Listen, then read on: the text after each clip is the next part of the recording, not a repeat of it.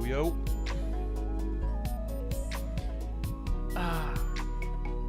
Sorry, it took a little bit longer to get on the face cam. I was making a bag of popcorn.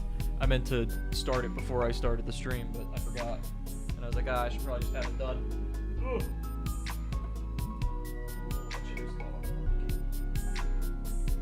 Saved. Alright. You guys know how to read, I think. So what we're doing tonight is in the title. We're doing some React stuff, and then we're playing some games. And by some games, it's gonna end up being probably Fortnite or Black Ops 2 again.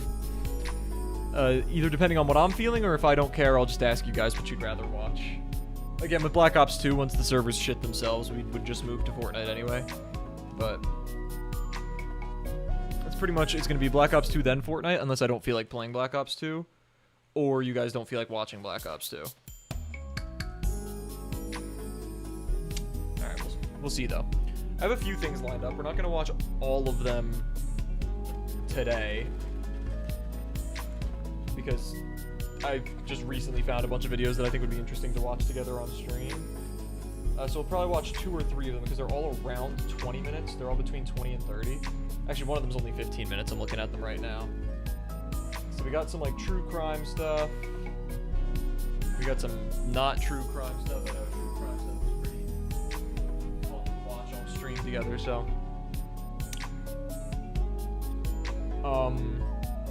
Anyway, what we have queued up is a JCS video, as well as, I'll read the titles, maybe if you guys prefer one of them.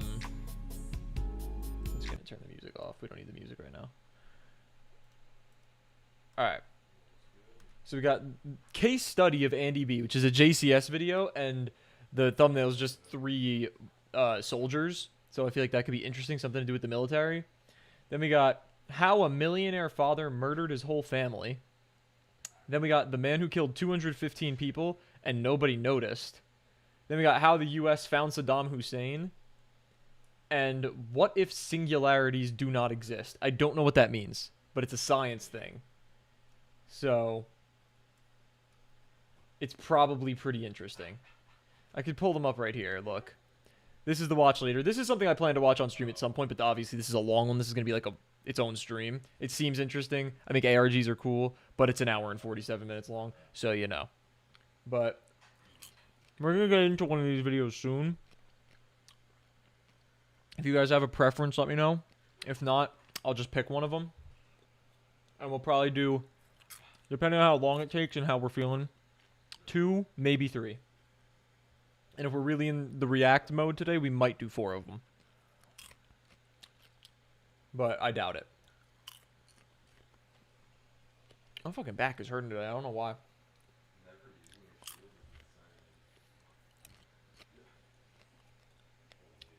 It's pretty much all true crime plus science. Also, US found Saddam Hussein. That's like true crime adjacent, I guess.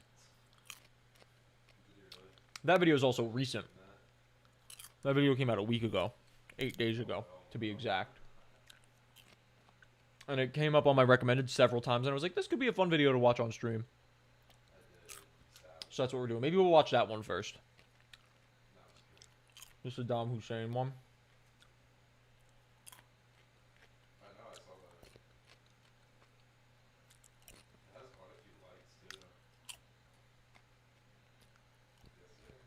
Yo, what's up, Sugar Bunnies? Welcome back, gang. How you doing? We're starting this stream off a little different. We're not playing games off Ripski. We're going to play games later. We're doing some reacts. Out of videos you see on screen right now, outside of this one, because it's incredibly long, this one we're going to save for later. Out of these 5 videos, do you think you have a preference on one that we should react to first? We got a bunch of true crime, how the US found Saddam Hussein, and some science thing that sounds like it would be really fascinating to learn about, even though I don't really know what it means. We're going to watch them all eventually, but today we're probably only going to watch 2, maybe 3 of them. So if anybody in chat has a preference on YouTube or on Twitch, let me know. Remember, if you can afford it and if you're willing, exclamation point donate in chat for the link to donate to me. If you guys want to see Mario Kart Tour, not Mario Kart Tour, Mario Kart World content when it comes out, because at as I am right now, I cannot afford a Nintendo Switch 2. But if you guys bless me up, maybe I can make it happen. We'll see. What do you mean I found you? Your username's right there. Yep, that's what we're doing to start the stream. That's why I got the popcorn on the ready.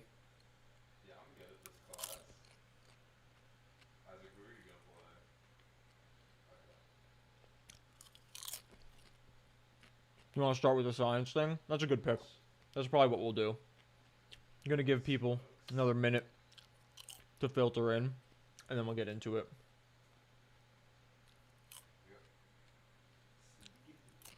Do you count on the Fortnite brain rot? Fair enough.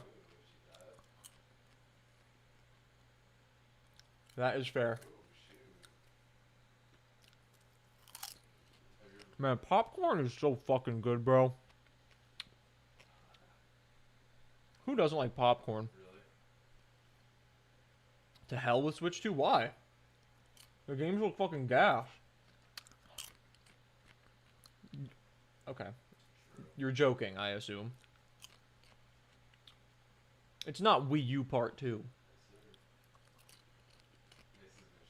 gonna buy the Oblivion remake? Probably not. Never played Elder Scrolls. And I don't know if now is my time to start. Also, Storm, take your pick for first video we watched today. Out of these 5. Not this one, because it's too long. We're going to save this one for later. But so far, we have 1 vote for What If Singularities Do Not Exist. It's really not Wii U Part 2. It really isn't. Because the problem with the Wii U was people had a hard time discerning that it was its own console and thought it was just like an optional extension to the Wii, so no one bought one. The Switch 2 is very definitively its own thing. How are you doing? I'm doing alright. Doing okay. How about yourself?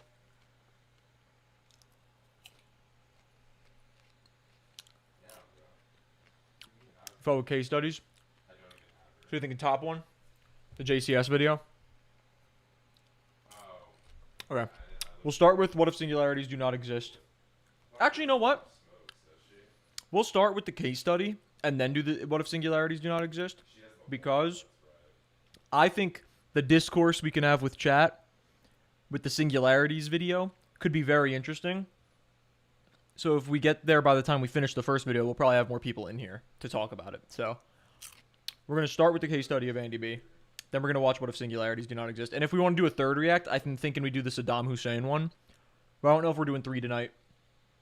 We'll figure it out. We'll start in a couple minutes. How are you doing, Storm?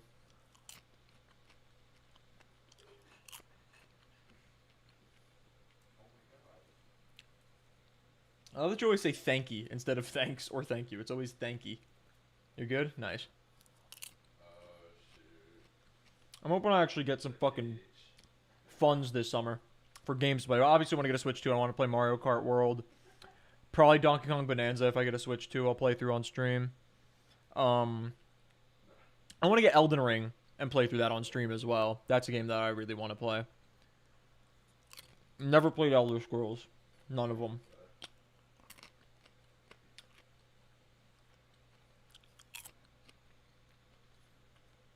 I've yet to play an Elder Scrolls game. It's not really my style. Like, I haven't played a Souls-like either. I plan for Elden Ring to be my first one. And I plan to play it hopefully this summer. We'll see.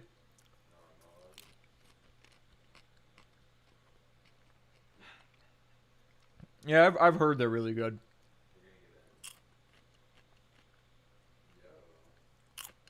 I don't know. I'll consider the Oblivion remake, maybe.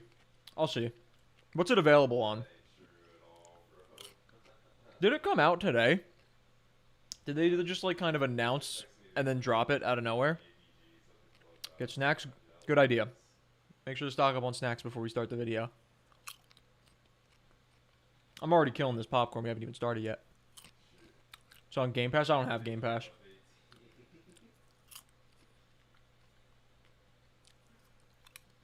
Is it on Steam? Or is it, like, on console regularly? Like, could I buy it on PlayStation?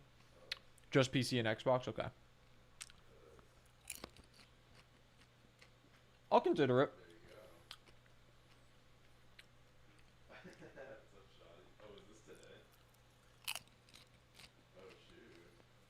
I'll see how the how the reviews go with it. But even if they're great, I'm not guaranteeing that I'll be playing it. But I'm definitely going to consider it. I think he's been streaming it for a while now, no? I already started it hours ago. Maybe he's streaming again, I don't know. I could have sworn I saw him streaming it earlier today. Oh, maybe he went live again. Well, guys like you can wait. They'll come to you.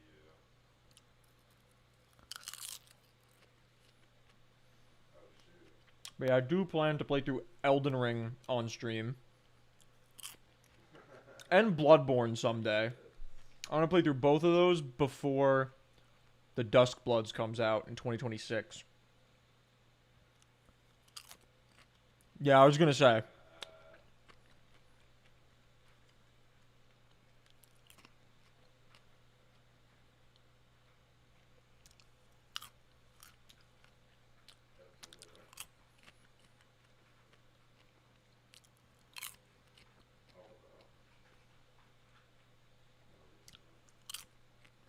Friendly reminder before we get into any of our videos or whatever.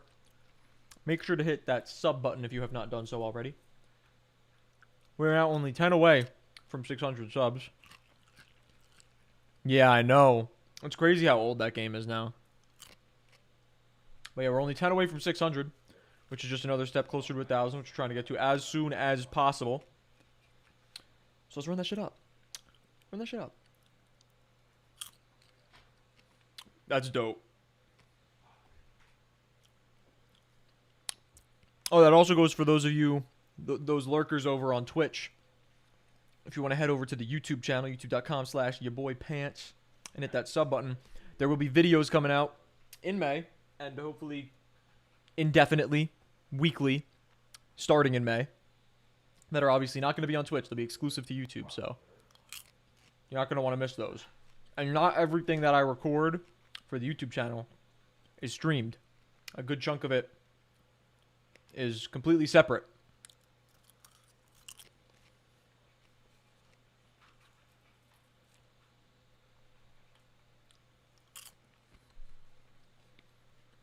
Maybe I wasn't there. I saw your face.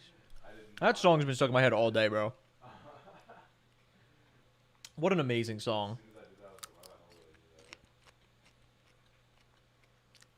I'm gonna be out of popcorn before we start the video. It's also $50. That's not terrible. Nowadays, that's not terrible.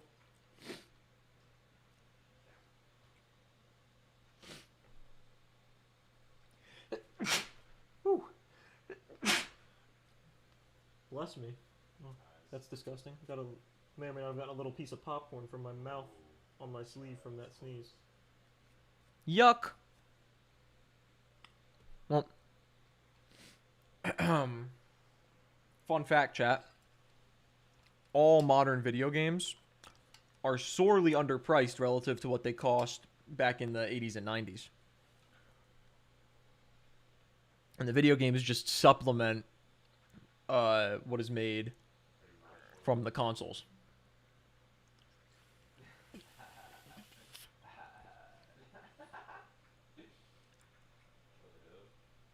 Oh, that's cool. Obviously, I would not be getting that version because I don't care much about the original because, you know, I didn't play it, but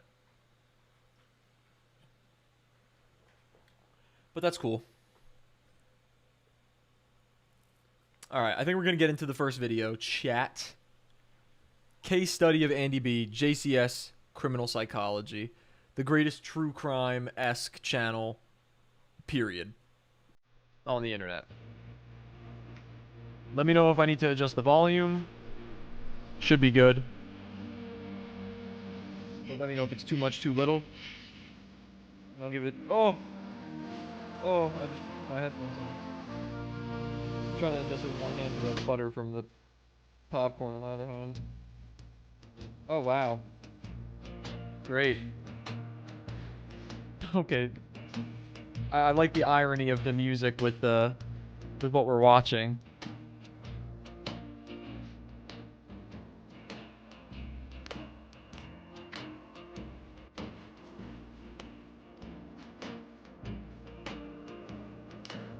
We're twinning with the popcorn right now. Am I twinning them?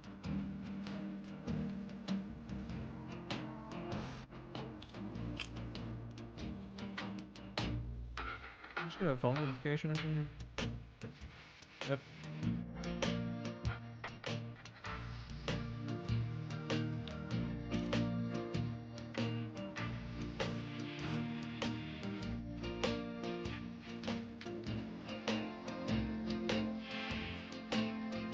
That actually sounds kind of gas, though.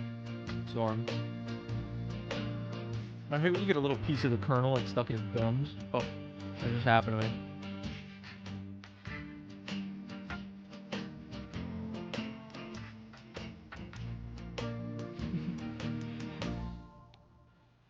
The unimaginably horrific nature of the Vietnam War has somewhat made it a go-to occurrence for the use of satire. Films have often shown raw footage from the conflict overlaid What kind with of Mexican joyful sauce? music from the same era, which is to simulate the relative cluelessness and ignorance of mainstream culture, alongside the ironic nature of the melody when related to the subject matter of the lyrics. Some of the most famous comedic one-liners from Hollywood have been created through the topic of Vietnam, and this is because the comical elements are amplified due to the paradox of humor and war. Vietnam was the first war to be continuously caught on film and documented through the media, which gave many the false belief of perceptual understanding as they watched from home. Others, however, were aware they were still completely oblivious to the real nature of war despite the frightful imagery, and that only those in the picture would truly understand the significance of It what is a was cool taking weapon. place.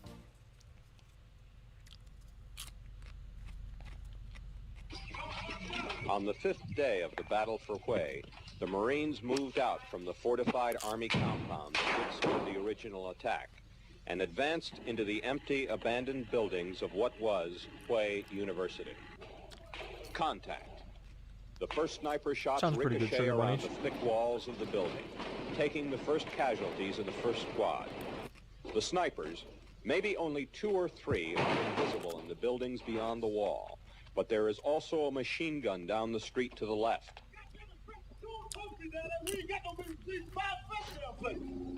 The platoon leader has called his men forward. There is to be an assault. Much is left in shambles. The Marines advance building after building. The North Vietnamese retreat building after building, giving up nothing without a fight.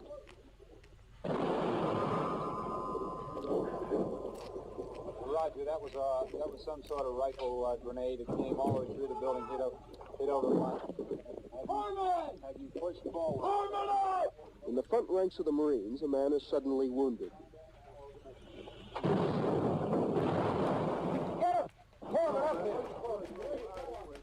Suddenly wounded? He's been hit in the eye by shrapnel from an enemy B-40 rocket. Ooh.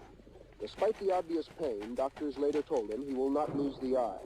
And although the sound of the blast punctured his eardrum, he will not lose his hearing. This last segment of footage mainly focused on the 3rd Division of the U.S. Marine Corps, yet serving alongside them, and who in fact conducted the majority of the fighting on that particular day, was the 23rd Infantry Division yeah. of the U.S. Army, with Alpha Company leading the attack, and with a single platoon acting as the spear. Taking point for that platoon, meaning he would be the first into a firefight, was 21-year-old Andrew Brannan, who on the same day as the previously shown footage, would see his platoon leader get blown to pieces by a landmine. Oh, The fun. following week, his actions in the field would later earn him the Bronze Star Medal for courage under fire. He would serve a second tour of Vietnam in 1970 with the same unit, and spent the majority of his time patrolling downrange in the jungle, and where he would go on to earn his second Bronze Star for bravery in combat. He would lose Wow. a total of 14 comrades over his time in Jesus theater, Christ. and returned home with what would subsequently be diagnosed as severe PTSD. He would get discharged Oh, so from you're the gonna end up Army killing soon somebody. after, and began working for a utilities company in Covington, Georgia.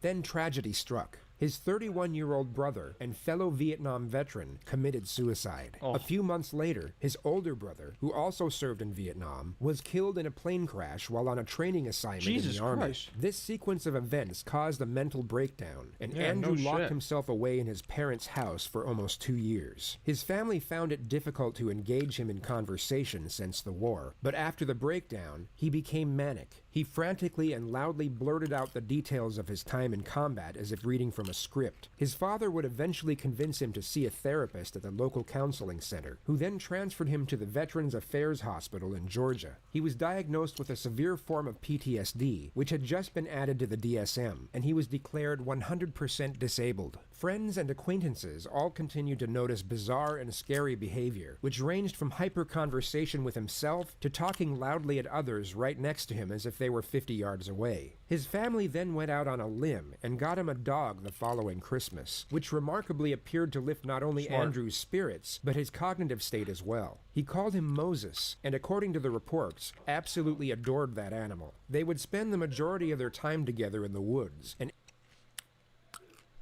My mom said she went to a party and a man there hid when the sound of a motorbike starting up. PTSD takes many forms. Yeah, it's true. Andrew appeared to be considerably more at peace, even when around other people. Dogs the are the future best, was chat. beginning to look positive, but it didn't Anybody in last chat have a long. dog? On January 12th of 1998, Andrew was 2 weeks late in refilling his prescription, the longest he had gone without medication since being diagnosed. On the way home from walking his dog, at exactly 5:38 p.m., his Toyota was clocked in at 98 miles per hour on a police radar. A less committed officer may have just let it go, but 22-year-old Deputy Kyle Dinkheller would not. His dash-mounted blue lights began flashing, and the Tacoma pulled over. Tragedy occurred over the following 3 minutes, as the police officer and veteran would engage in a ferocious firefight. Brannon God. drew an M1 carbine rifle out of his truck, got into a tactical stance, and began firing, at which point the deputy returned fire but was soon overwhelmed by his well-trained adversary. He was shot 9 times, with a fatal shot being Oh my fired into his right God. eye. Brannon was shot once in the lower abdomen. He got back in his truck and sped off to his self-built primitive camp house just minutes from the shooting. He Jesus grabbed Christ. a tarp from the front porch and then staggered off into the woods with his pet following close behind. He eventually collapsed under a tree. Law enforcement raided his cabin and the surrounding forest by dawn. Police dogs picked up his scent, and Brannon was found with his pet Moses still by his side. His wound was clotted by the cold, and his condition was stable. He was arrested and taken to the hospital, where he would admit to killing the officer. A man committed a despicable and horrific I don't know what crime, that is, Yet the Storm. origins of his undoing were clear for everyone to see, as they came from the harms done to him through his dedicated performance of assigned duties. Dozens of veterans, some of whom had never even met the defendant, would appeal for leniency, including servicemen from the Marines and Air Force. But their efforts were futile, as Brannon was found guilty of first-degree murder and rendered the sentence of death in late January of the year 2000. Capital punishment wouldn't even be considered in most circumstances. PTSD is a recognized psychiatric disorder that would often grant someone the same leniency as those diagnosed with a mental illness. Yeah. So what makes this case a different YouTube than channel? the Oh, others? okay. Why have dozens of veterans been shown mercy for similar and even worse crimes when Brannon received nothing of the sort? The answer will always be a source of speculation, but the majority would agree that a single element had the most impact. And that brings us to the medium of video and its psychological impact on the viewer. Video cameras reached consumer markets in the United States in the late 1970s, yet they were mainly used by families to document special moments, such as birthday parties or weddings. Oh, was there, They like, had little police impact recorded on police video work of until the- the mid-80s, Okay. and became widespread by the 1990s. Audio and visual documentation is now the norm when encounters with suspects occur, and this has been widely known to have a dramatic impact on legal proceedings. Compared to storytelling, the visual and auditory elements of video can influence a viewer's behavior to a far greater extent. Evoking the senses of both sight and hearing can spark subliminal memories of joy, sadness, anger, and fear. These emotional responses are what fuels perception and builds a stronger bond between the viewer and what they are watching, which in turn can greatly influence their decision-making as they feel more emotionally connected to the story. To adequately understand its effectiveness for the state, we must also appreciate its effectiveness witness for the defense, and the case of Markeith Lloyd is a recent example. The 41-year-old murdered his pregnant ex-girlfriend outside her parents' home in Orlando, and many cited the motive as revenge. Jesus. Look, you ain't learned yet? It's raining. Look, take me home. This man still trying to speed. It's raining outside, y'all. He's still trying to speed. Look. Take me home. For real, you not about to kill me and the baby. This man, he has to be stopped. Somebody stop him. He has to be stopped. This is ridiculous. I'm not gonna live past 25. I'm not gonna make it. I don't think that's a fun thing to joke about. No.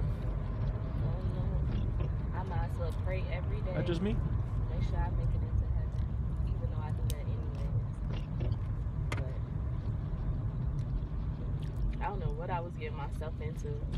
I don't know what I signed up for. The 24-year-old mother of two was shot 8 times in her torso, legs, and right foot. Her younger Jesus brother Christ. was also shot 3 times, but managed to survive. Markeith went on the run, and just under a month later, gunned down 42-year-old police officer Deborah Clayton. She had attempted to arrest the suspect outside a Walmart just 6 miles from the first Holy incident. fuck. We can't do anything without you all letting us know what's going on so that we can protect and save our children from violence. And we also, the police is here to help you. We're not here to hurt you, we're here to help you. And if you have any I don't complaints, think that's just the follow up 42-year-old. with the complaints. And believe me, we will look into them, okay? So don't give up on us despite everything you've seen on the news. We're here for you. So that was the reason for bringing the cops and the community together so we can start having a unity, building these relationships, and trusting each other. I just sat in the car. It was cold that morning, and I was just warming the car up, putting water on my windshield.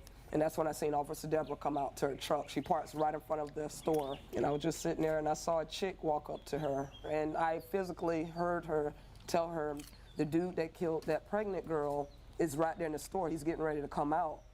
And Miss Deborah, as she's walking towards the store, that's when I heard her say, "Hey, you." And to me, all hell broke loose. And Jesus I stood Christ. up. That's when I stood up when I heard her say, "Hey, you." And I literally watched Markeith Lloyd. All I seen was him run around the post, and I seen him pull his gun out, and they were shooting at each other like a Western movie.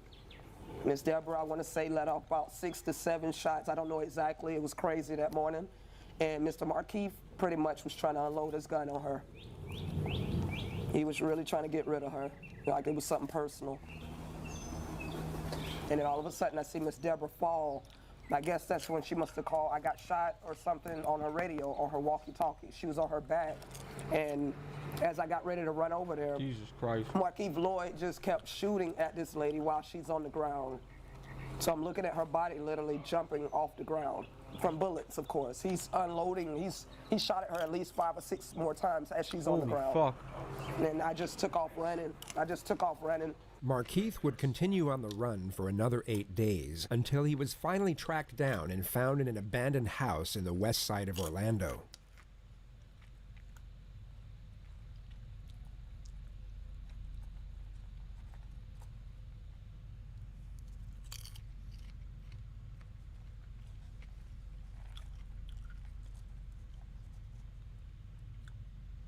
As you can see, he was just kicked multiple times in the face. He was permanently blinded in one eye and sustained both a broken nose What do you and mean by that, fractured Storm? jaw. When Lloyd was No one walking went in front over of to our it. camera after She his was just a arrest, witness you of it could hear happening, him the say, girl- the woman "They who was beat talking." me up," with his eye swollen and eventually a bandage over it.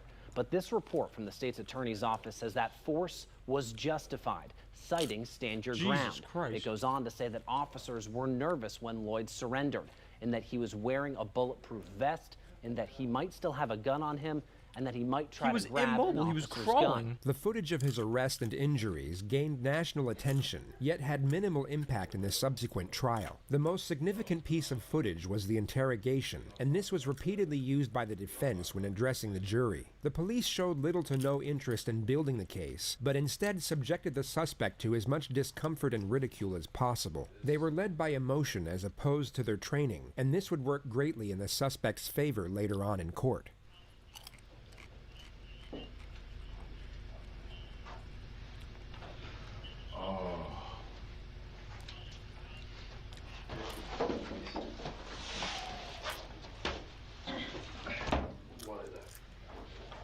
Markeith, I'm Detective Cadiz with Orlando Police. We'll talk about that here in a second. Okay. Can you sit up and tell me your name? We here already, man. This part of the story is already written. We're gonna move forward from here. You write the rest. But what I don't want is for me to give you respect and for you to treat me like I'm a punk. You can't even sit up and look at me. Bro, y'all just beat my ass. I don't want to hear that. Markeith, ain't nobody in this room beat your ass. You worry about how you feeling right now, okay? Well, tell me something, man. What goes through your mind when you think about your baby in that belly and not living anymore? That baby died because of the actions that happened that day. So you worry about you, that is gonna heal. That you might get a scar. You know what? In 3 days, you'll be eating fine. That baby is dead. You talking all this shit about how badass you are, but when the officers confront you at the house on Lescott, what'd you do? All right, man. Well, all right, bye. You bitched out. So you get confronted by a female at the front door with your unborn child in her. What do? You light her up. Sergeant Clayton's trying to do her job and tell you what to do. What do? You hide behind a pillar and you light her up. Because you a bitch in body armor. For the first time in your life, a man just like you stands right in front of your face and tells you the truth. Because in the street, you say what you want, and motherfuckers don't do shit because they scare you. I'm not scared of you. I'm telling you the truth, and you can't handle that. You cannot handle it. Because a grown-ass man like you, Miggy, is telling you the truth to your face, and you can't even talk. You want a little freaking Band-Aid on your face. That's a ass move, and you know it. You worry about the little blood coming from your face. You give a shit at all to that woman who's probably one of the truly nicest, biggest heart police officers I've ever met in my life. A woman who truly gave a shit about this community, who truly got into this line of work to make the community a better place. Look at his fucking And you shot her eye. down like Holy a dog shit. because you're a little goddamn pussy. Okay? You want anything to say to that family? Huh? Whatever, dude. You're a little bitch and you know it. You want to say anything to that family? Do you want to say anything to that family? Dad would be thinking to get some respect and you disrespect him. What respect do you deserve? You deserve the respect of any rabid I'm gonna dog wash on my the hands street. real quick. All right, well, go Okay? on then. What the fuck you standing in front of me for then? The time right now is... I believe it would look quite random, G. Open your eyes. That was a true angel right there you put down. It was a true angel you put down because you're a pointless little fucking dog. Okay? And my only regret is that you're breathing right now.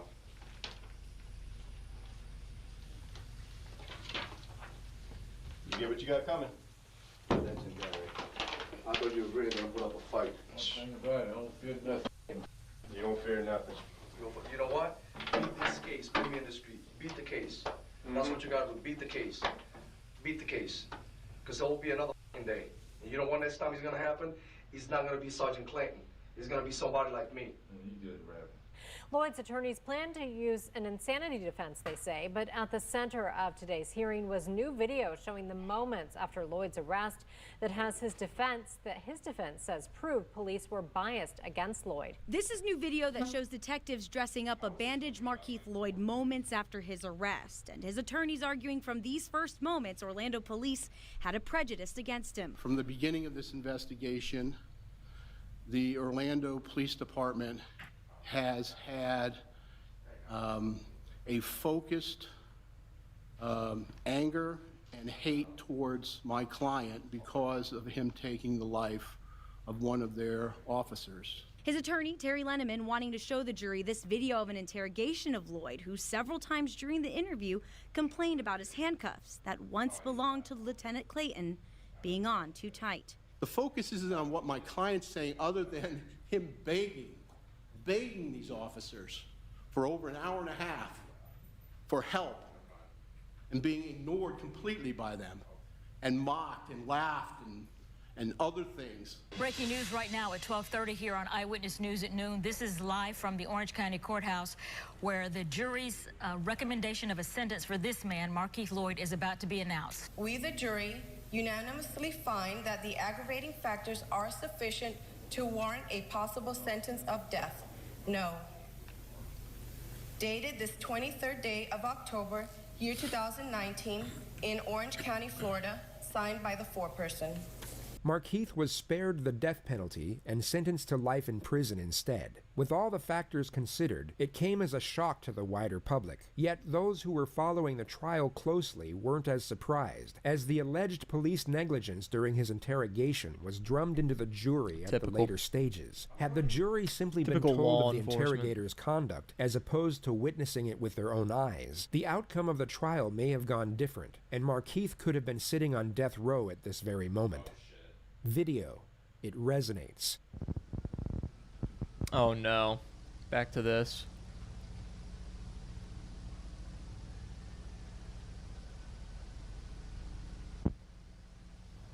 Driver, step back here to me.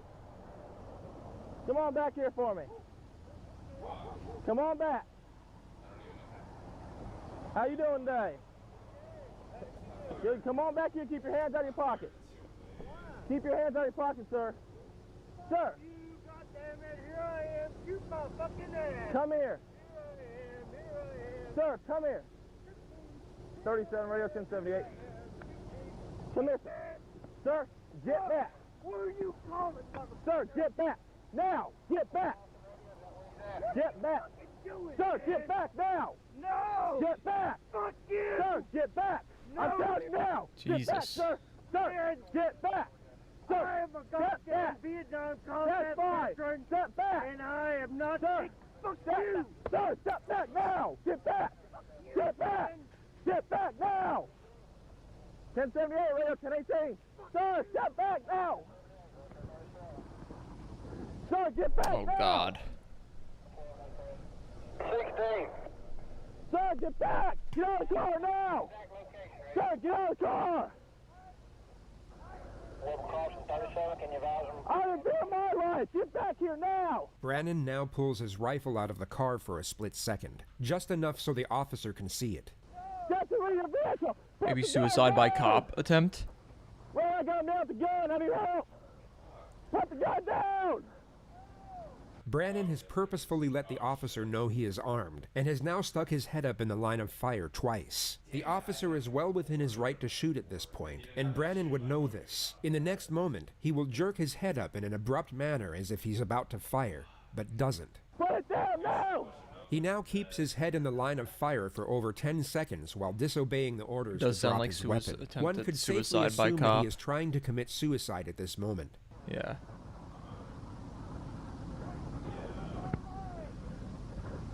Put the gun down. Now, you will see Brannon get into a tactical firing position. Unlike before when he kept his head stationary, he will abruptly move in a sporadic motion, making himself a harder target. It's as though something switches in his mind, and he goes from wanting to die to trying to kill. Drop the gun now.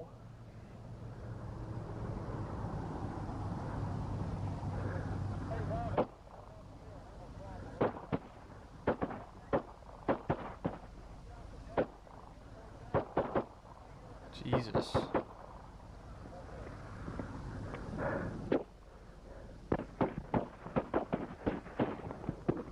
Officer Kyle Dinkheller showed incredible restraint to preserve someone else's life, which tragically cost him his own. If you want to watch the uncut version of this video, it won't be hard to find. Just be warned that it won't be something you soon forget. The most shocking element is the officer's scream during his final moments. Hearing it will shake most people to their very core, as it lays bare the unimaginable terror that anyone would feel in that moment. It gave the jury tunnel vision focus on the tragic demise of a police officer, while the origins of a soldier's psychological undoing were driven into the dark and out of sight. Nearly 15 years later, on January 13th, 2015, the state of Georgia executed Andrew Brannon by lethal injection. He was 66 years old. His last words were, "I extend my condolences to the Dinkheller family, especially Kyle's parents and his wife and his 2 children. I am proud to have been able to walk point for my comrades and pray that the exact same thing does not happen to any of them. I'm glad to be getting out of this place." Huh. Cryptic.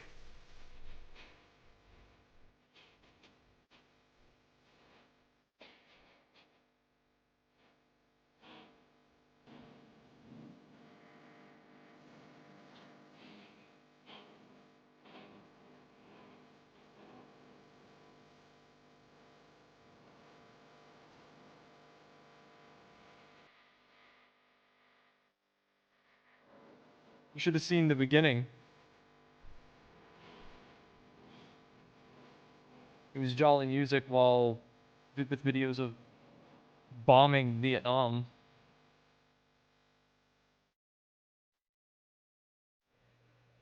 Alright, we're not gonna watch this one today.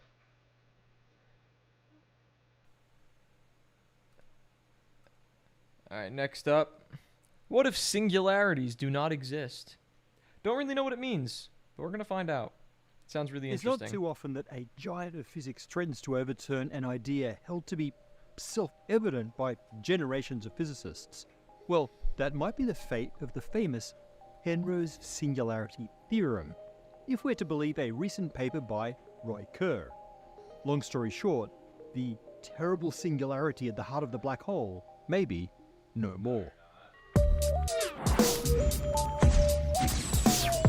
Yeah, that was the end of that video. A few hundred years ago, Isaac Newton figured out how gravity works. Suddenly, a lot of mysterious things made a lot more sense. From the reason apples fell from trees, to the motions of the planets and the stars.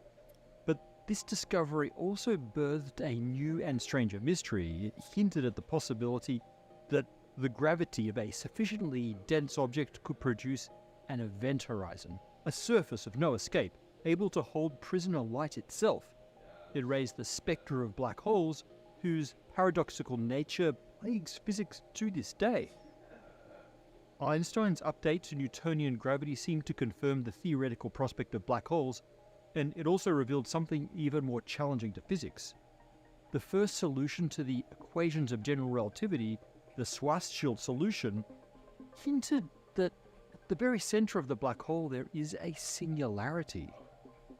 At this hypothetical point of infinite density and infinite gravity, GR That's comes what a into singularity terrible means? conflict with quantum mechanics. At the size scale of the singularity, Infinite density and infinite...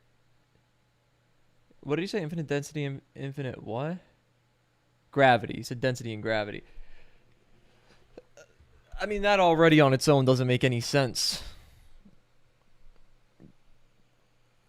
Why is that sad? Also, why when things are sad do you just say sad exclamation point? But infinity in most senses doesn't make sense. It's just hard. Infinity is hard to comprehend in like the sense of it actually existing in a way.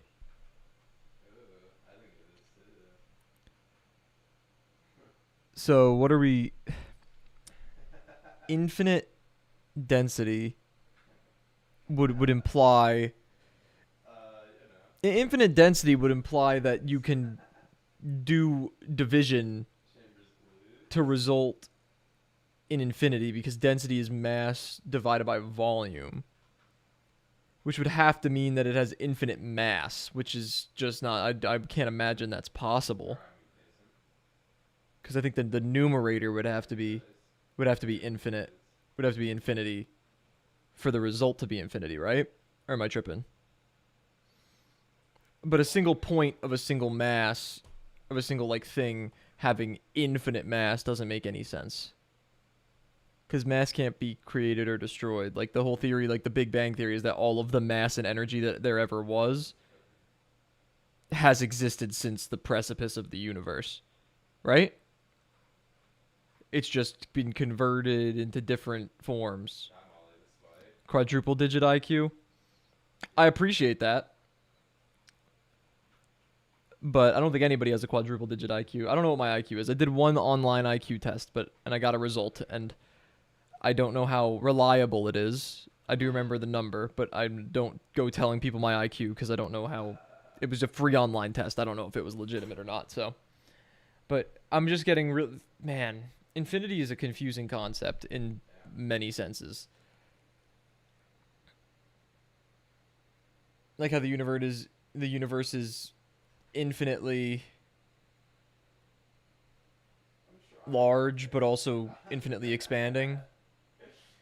I think IQ Faker 9823 had one. Yeah, maybe IQ Faker had a 4-digit IQ of 9,823, perhaps. Maybe Anyway, all right, let's just keep going to the video. I'm just going to get more confused as this goes. I think this will be a fun one. Our two supreme theories of the physical world prove themselves mutually incompatible.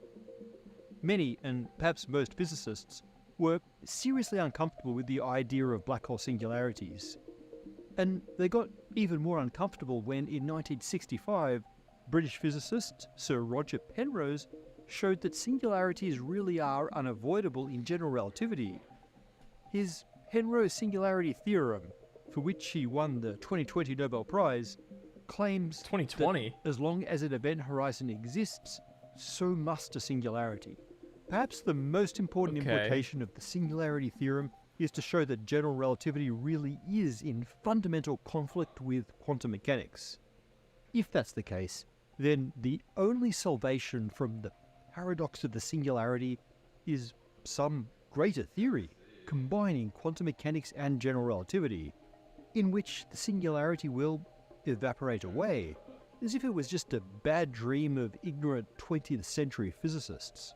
But just recently, we've had a ray of hope from a completely unexpected direction. In a paper released in December, Roy Kerr, one of the greatest black hole theorists of all time, may have shown that we can avoid the black hole singularity without quantum mechanics after all. In order to get to this radical new result, we need to build up some understanding.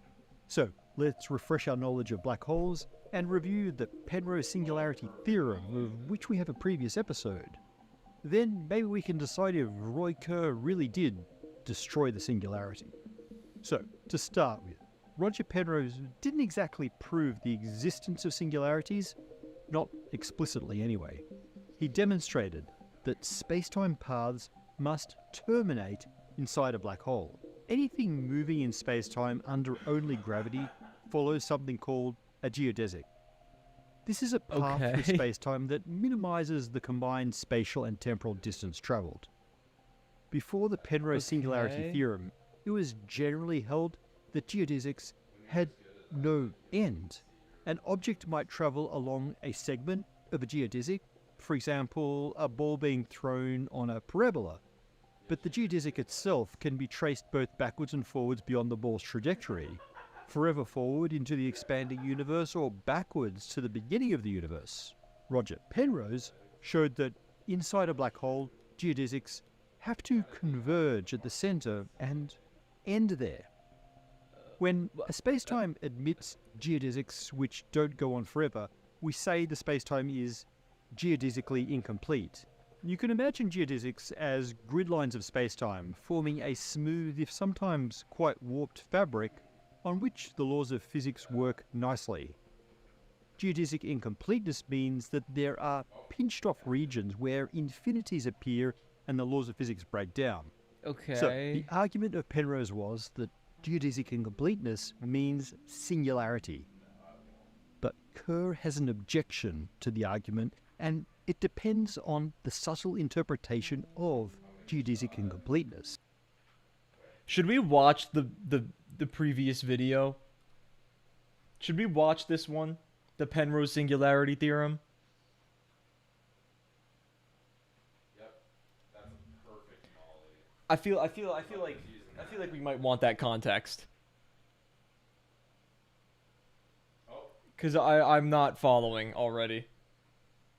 Keep going. Well, we're gonna keep going after, but I feel like I want to understand it, and I'm not understanding it. Okay, whatever. We won.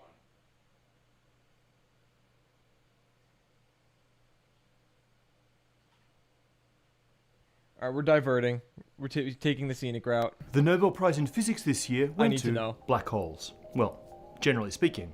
Specifically, it was shared by the astronomers who revealed to us the Milky Way's central black hole, and by Roger Penrose, who proved that in general relativity, every black hole contains a place of infinite gravity, a singularity. But the true impact of Penrose's singularity theorem is much deeper. It leads us to the limits of Einstein's great theory and to the origin of the universe.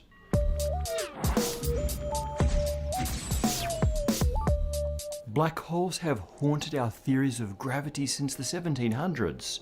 When John Mitchell and Pierre-Simon Laplace explored Newton's law of universal gravitation, they realised the possibility of a star so massive that it would prevent even light from escaping its surface. Few people took these dark stars seriously, especially when we learned that light didn't really behave as Mitchell, Laplace, and even Newton assumed. And then of course we figured out that not even gravity worked as Newton had told us. In 1915, Newtonian gravity was superseded by Einstein's general theory of relativity. But that wasn't the end of black holes or dark stars, it was their resurrection. Karl Schwarzschild solved the equations of general relativity soon after Einstein published them, revealing that a sufficiently dense ball of matter would be surrounded by a surface where time froze. Beneath that event horizon, all matter, light, space itself was doomed to fall inwards to a central point. At that so-called singularity, the gravitational field becomes infinite. But physicists tend to be dubious about infinities. More often than not, they turn out to be a glitch in the theory. Einstein himself doubted that black holes could form in the real universe, and even if they could, they certainly shouldn't harbour singularities. After all, Schwarzschild's solution didn't say anything about how a clump of matter could reach the densities high enough to produce an event horizon, nor even whether such dense matter would really contract to a single point. It only showed that once so contracted, the resulting black hole was stable. But the intriguing and terrifying possibility that black holes might really exist inspired some of our greatest minds to find ways that they could exist. In 1939, Robert Oppenheimer and Hartland Snyder showed that a perfectly spherical, perfectly smooth ball of dust could collapse into a Schwarzschild black hole, singularity and all.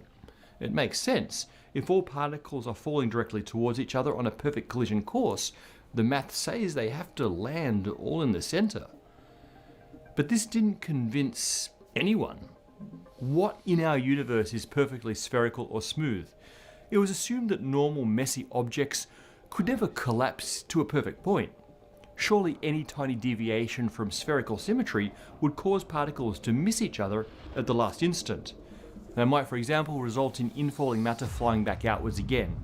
So, for example, a star that collapses at the end of its life might entirely rebound as a giant explosion. And now we come to the mid-1960s. Roy Kerr had just figured out how to describe a rotating black hole in Einstein's theory. In it, the central point of infinite gravity is spun out into a ring, but it was a singularity nonetheless. The Kerr solution was still highly symmetrical, so the same old arguments held against these things forming in reality. It took a young Cambridge physicist named Roger Penrose to prove that black hole singularities were utterly unavoidable in Einstein's theory. Penrose's singularity paper is deceptively short, just a couple of pages in Physical Review letters. However, that brevity is deceptive. Some say this 1965 paper produced the first truly new advances in general relativity half a century after the theory was published. So what did Penrose discover? How did he manage to peer into the mathematical heart of the black hole? And why did this deserve a Nobel Prize? Penrose set out to show that an event horizon and a singularity would form in any distribution of matter, no matter how messy, as long as that matter was compacted to a small enough volume of space. At least according to general relativity. And his singularity theorem succeeded in that, but it succeeded in so much more, as we'll see. Today I'm going to give you a sense of Penrose's breakthrough and why it revolutionized general relativity. For a more complete picture, I can refer you to a good grad program in physics, but let's see how much we can do in a handful of minutes. Basically, Penrose showed that according to Einstein's theory, plus a couple of assumptions, black holes must contain singularities, and this is true regardless of how the black hole forms. He did it in a clever way, by showing that the grid of spacetime literally comes to an end inside a black hole. In general relativity, we map the fabric of spacetime with grid lines that we call geodesics. These are the paths travelled by an object in freefall in a gravitational field. The path travelled by a ray of light is called a null geodesic. They are the gold standard for gridding up spacetime. Null geodesics travelling into or past any gravitational field tend to be drawn together, or converge, or be focused. This is gravitational lensing. gravitational fields produced by regular matter always produce this convergence. It would take negative mass or negative pressure to cause light rays to diverge. This focusing property of gravitational fields is called the weak energy condition of general relativity, and it almost certainly holds in black holes. So, null geodesics travelling down into a black hole are going to converge. No big surprise there, but the crazy thing about black holes is that null geodesics beneath the event horizon that are trying to travel outwards also converge. Actually, the whole idea of the event horizon is tricky here. There are multiple ways to define an event horizon depending on where you sit compared to the black hole. Penrose came up with a more precise idea, that of Am I the only one getting a headache? of the trapped surface. That's any closed surface that has this property that null geodesics, and so any light pointed outwards from the surface actually move downwards. Any closed surface inside the black hole is considered a trapped surface. Penrose showed that at least some of the parallel null geodesics leaving any trapped surface either up or down had to converge, had to cross each other and come to a focus. And he also showed that for rays departing a trapped surface, it's meaningless to continue to track the progression of space and time beyond one of these focal points. In other words, space and... You know what we need? We need Zeus and Bilu to watch this video. We need Zeus and Bilu to watch this video. That's what we need. That's what the world needs. That's what America needs. I speak for everybody when I say that. That's something that I would pay to fucking see. And time end at the focus. I can only give you a vague sense of why this is the case. Penrose proves it by showing that impossible contradictions arise otherwise. Imagine a pair of light rays emerging from the same point and then focused back towards each other. Both are equally the shortest path between those points. Now imagine extending one of those paths just a little. The distance from the starting point to the end of that extension is still the same whether we take the left or right arc, but now we can find an even shorter path, one obtained by smoothing out this kink. And that has to be shorter than both the original paths. So there's the contradiction. We found a shorter path and the supposedly shortest paths. This tells us that the null geodesic does not continue past the focal points as a null geodesic. Null geodesics terminate at these focal points within a black hole. We call this geodesic incompleteness. I'm kind of following Because they're that. the grid we use to map space and time, geodesic incompleteness means space and or time end at these termination points. They don't just freeze, they literally cease. Let's try an analogy. The geodesics we use to map the surface of the Earth are longitude and latitude. Lines of longitude come to a focus at the North and South Poles. A line of longitude is the shortest distance to, say, the North Pole, the quickest way for you to increase your northness. But if you travel past the North Pole, you're no longer on the shortest path to any new point that you reach. And at the same time, you reached the end of north, maxed out your northness, and started traveling south again. Well, in a black hole, you don't reach the end of north, you reach the end of time, or space. They are dead ends. I don't get the parallels of northness and time. This is fucking with my head. To reality. So yeah, geodesic incompleteness is pretty freaky. Prior to Penrose, it was generally held that geodesics could be traced indefinitely into the past and future. All of space-time should be this smooth if curved structure, a manifold, cleanly defined everywhere. Penrose showed that space and time could have holes in it.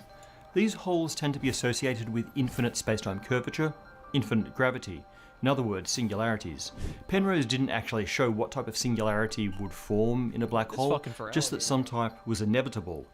In a schwarzschild black hole, time ceases at the point-like central singularity, while in a Kerr black hole, space ends at the ring singularity. With Roger Penrose's discovery, black holes and the singularities within had to be taken more seriously, but the true utility of the singularity theorem went well beyond black holes. Just after Penrose published his paper, a young graduate student was inspired to apply the singularity theorem in a very different way.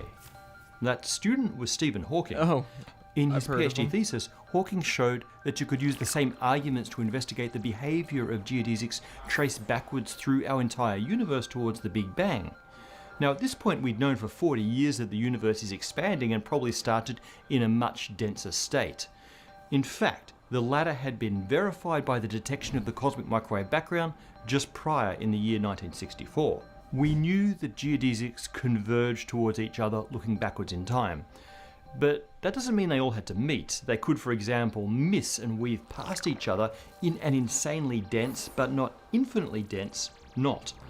And this might be the case if the universe underwent cyclic big bounces. Hawking showed that Penrose's arguments about black holes also applied to the universe, that geodesics traced backwards in an expanding universe had to truly meet to form a singularity, which meant they had to terminate. Time itself could not be traced beyond that point, which suggested that time really started at the Big Bang. Hawking and Penrose further developed these ideas together, publishing a clean proof in 1970. We now call the combined proofs of geodesic incompleteness the Penrose-Hawking singularity theorems. This is probably the right time to tell you how the singularity theorems must be wrong, or at least point to wrongness. They give us the predictions of pure general relativity and assume various energy conditions. We know that general relativity is not the entire picture, and this might be the most powerful result of the singularity theorems. Remember, we should be dubious when we see infinities and singularities in our theories. Penrose showed us that singularities are unavoidable in general relativity, and so GR must break down at these points. The resolution must be the union of general relativity and quantum mechanics, a theory of quantum gravity, from which both quantum mechanics and relativity are just approximations. Okay. Such a theory may tell us what really happens to geodesics when they approach and merge, and even hopefully what geodesics and space and time really are. Penrose's singularity theorem is a big part of what set us on the path to this yet undiscovered greater theory. Roger Penrose won this year's Nobel Prize in Physics for his contributions to our theoretical understanding of black holes. He shared it with Andrea Ghez and Reinhard Genzel, who proved to us the existence of the Milky Way's central supermassive black hole by monitoring the crazy orbits of stars in the galactic core. The work of Ghez and Genzel and other astronomers have guaranteed the existence of black holes, which means there are places in the universe where general relativity must break down or produce singularities. Nobel-worthy insights, and all from some bright ideas about how light rays travel and terminate at the singular dead ends of space-time. This week we want to extend our heartfelt thanks to Brody Rayo for your incredible support on Patreon. Brody, while we are singularly grateful for your support, our appreciation is by no means geodesically incomplete. Rather, it extends infinitely into the future and into the past. Okay, with is your the help, video over, Space-Time or might do the same. Well, not into the past. Hard to make new episodes before the first one. Although if anyone could, Gabe could. Well, for now, we'll keep pushing into the future, and thanks to all of you for your support to do that. Last week we continued our discussion of determinism in relativity and the block universe, but this time weaving in what quantum mechanics had to say about the whole mess. Quantum mechanics had a few things to say, but you guys had more. I don't even know what quantum Let's get to the mechanics comments. fucking is. Zoltan asks if there's any possibility Alright, we don't need this. We don't need this. Let's get back to this video now. We got geodesics. So let's dig a little deeper. When Penrose said that a geodesic captured by a black hole ends at the black hole center, he meant something very specific mathematically. He meant that the geodesic parameter is bounded. So the mathematical variable we use to describe the evolution of something along the geodesic terminates. Similar to how your latitude terminates if you travel to the South Pole. You can't go further south once your southness is maxed out. For the geodesics describing the paths of matter, the geodesic parameter can be, and usually is, taken to be the proper time. That's just the time measured by someone moving along that trajectory. So, if the parameter for a matter geodesic is bounded, that would imply a singularity, because there's no way to trace the flow of time through that point. There's no meaningful way to define after the singularity in either space or time. These are dead ends in space-time. Now, Penrose constructed his argument using the paths of light, not of matter. And it turns out the difference is actually crucial, as we'll see. However, the general argument that geodesic incompleteness equals a singularity was convincing enough that for nearly 60 years, almost all of us agreed that pure general relativity demands singularities. Stephen Hawking even used Penrose's arguments to show that in pure GR, the Big Bang was also a singularity. All geodesics traced backwards in time had to converge and end at one point. But Roy Kerr had his doubts, to put it mildly. Kerr is a New Zealand physicist who, in 1963, came up with the Kerr metric, the mathematical description of a rotating Jesus black Christ, hole. look at that fucking This was equation. only the second black hole solution to the Einstein equations to be discovered, and it was 47 years after Karl Schwarzschild's solution. And that one just describes the much simpler case of a non-rotating black hole. Now, we have good reason to believe that essentially all real black holes have some rotation. So the Kerr solution is kind of a big deal, as is Roy Kerr.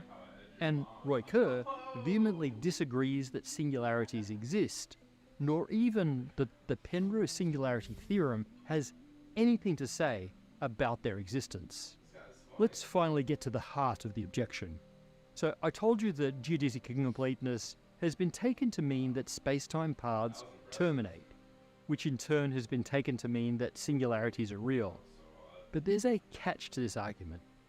Penrose constructed his argument using a particular type of geodesic, the null geodesic. These are the space-time paths travelled by massless light-speed objects.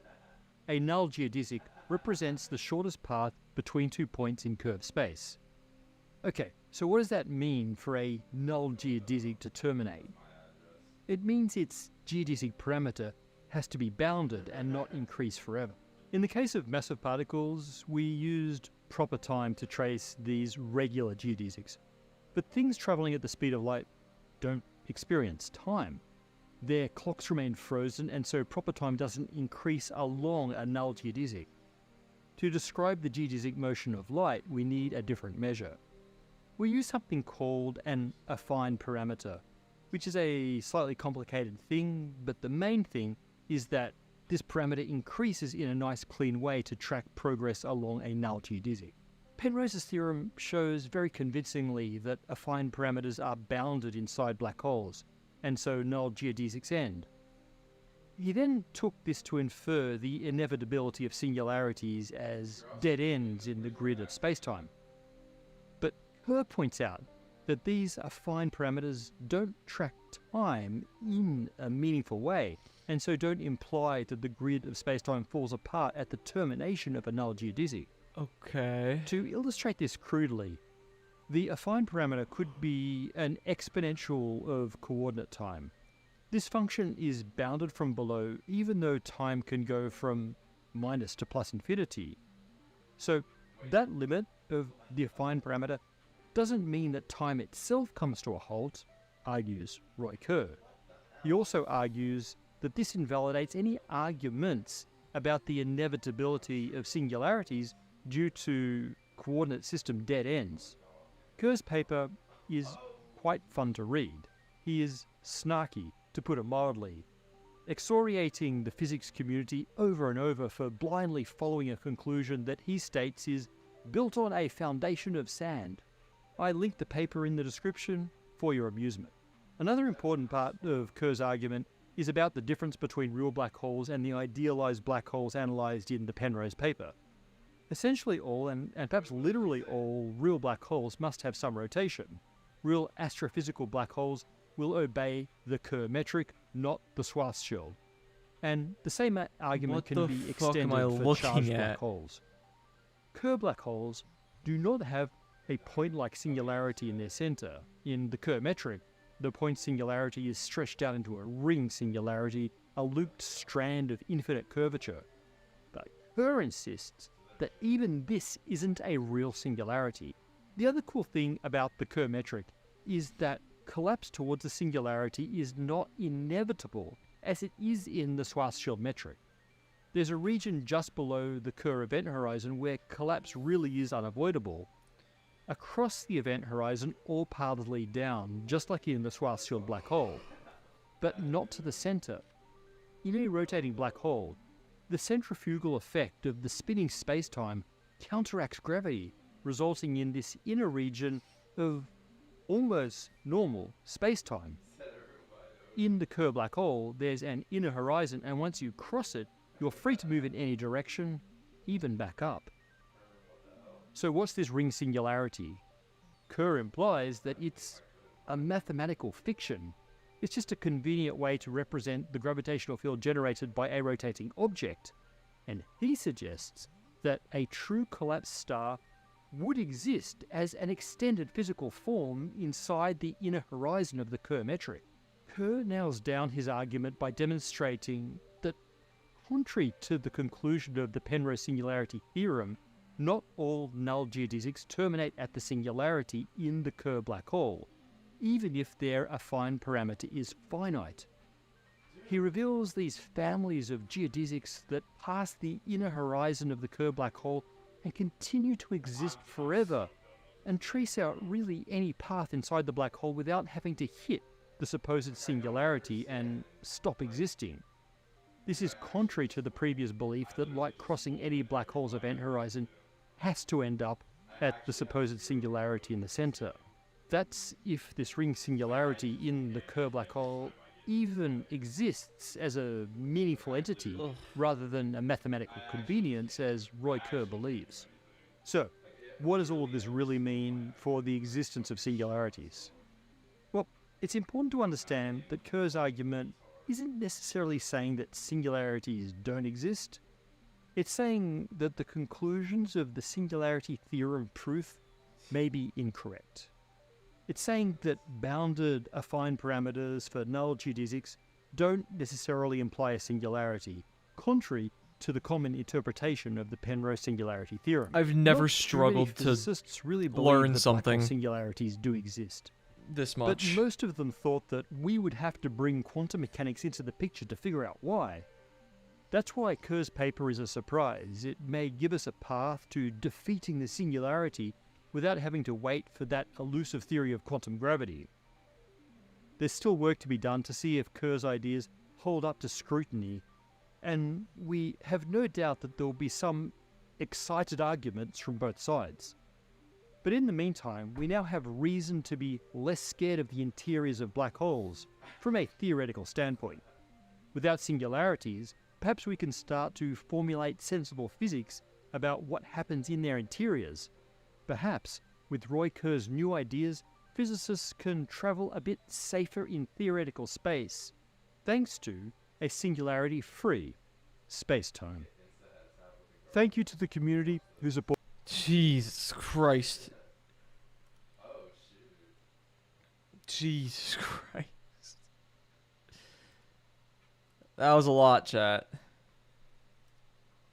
That was a fucking lot. Anybody learn anything from that? Anybody pick any of that up, or? I don't know where there is. Geodesics are like the latitude and longitude, but rather than cardinal directions, they deal with time. It doesn't make any fucking sense. I don't know if it was just explained poorly in the video, but it was PBS. It wasn't just like some guy. Somebody help me. Someone DM Neil deGrasse Tyson. Tell him to come on the stream. I want to talk to Neil. Let's talk to Neil. Now I'm just pissed. Jeez. But you know what doesn't piss me off? Banger fucking content. So make sure to subscribe for more videos like these ones. For more videos like these ones. Like these ones. Some of the best ones on my channel. Anyway. I think that might have just satisfied me in terms of reacts. I feel like my brain can't take much more in terms of react stuff. So, you know what that means, chat. It's time to play some fucking Fortnite.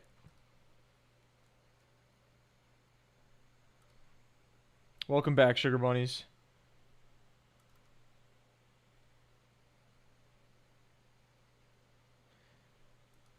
It's time to play Fortnite. We're playing Fortnite. Fortnite Battle Pass.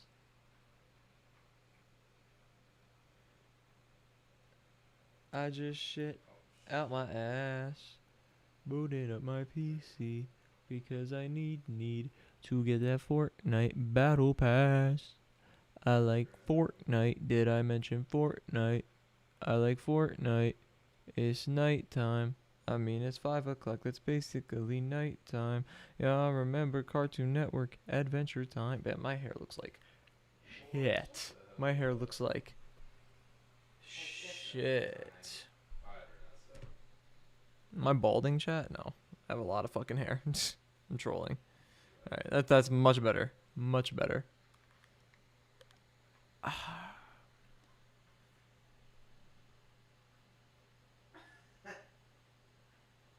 Last time I checked, I was way too paid. The food that we eatin' is, of course, gourmet.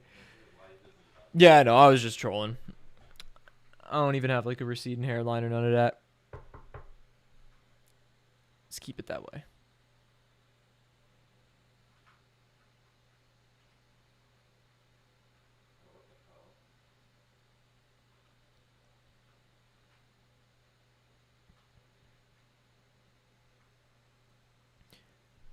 Please believe these flows teach egos to freeze and then reseed them CFO beneath your Jeep. The second you turn that keyhole, the heat blows your weak flows right out the water. The father, but I work smarter and harder. My style got a restraining order. Don't bother, I charter unseen territories in order to push it farther than you had ever thought. I caught a lot of murder charges, turn artists to martyrs. When I rock, thought turns to goddess. Fiends turn to kings, dreams turn to things tangible. My hands are full with grands I pull from stanzas. No, I can't go slow. I'm Sandra Bull. Either proceed with speed or don't breathe. It's no creed, a color that won't heed to the warning. The planet will shake when I'm performing. Tectonic plates from a place with text on their waist, so stay safe. We'll get left with chest on your faces. Death waits for your last of breath. I'm a pass the test. Yes, I'm a master chef. Want a taste to pay for. They claim they real, but they seldom straightforward. The pain I feel on my frame gets transmuted to a dangerous flame. I spit fire at the devil while the angels sang. The flow changed, but remains the same. I'm plain Jane, not a chain on my neck, but shine like baguettes. A shame, not a flex to rhyme like the rest. My mind's quite depressed if I don't write these. I'm Spike Lee at the audio. Back in my barrio. Parties got shot up, so I built up all my cardio. Dodge shells, collect coins like a Mario, but this is not a game and experience. I'm serious, bitch.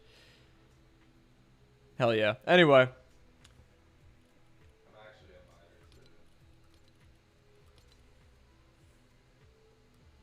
What the hell? No, I'm not, bro. That's Hornet. This back bling's actually kind of fire on this skin. I usually do the guitar. Yeah, I only bag 27 jewels. I don't know what the name of the guitar backpack is. 6-string. Yeah, this goes better. Alright, let's run it.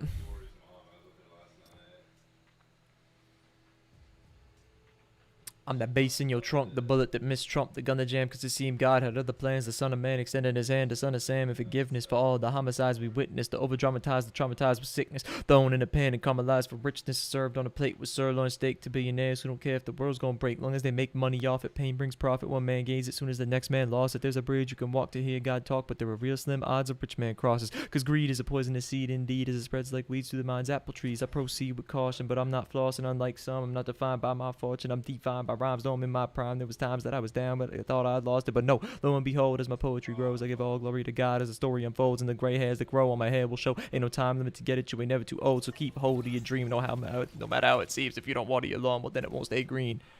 I seen babies turn fiends, addicted to the screen that dash ass cashiers replaced by machines. Don't buy, subscribe so you can just stream your content like rent. You won't own a thing before long. All the songs the whole world sings will be generated by latest of AI regimes, as all of our favorite artists are erased by a scream from the wayside. Hey, whatever happened to human beings?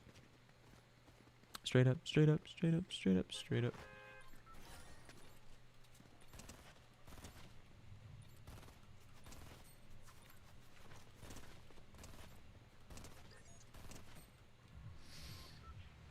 T-Town. Place to be. Always has been, always will be. You know what it is.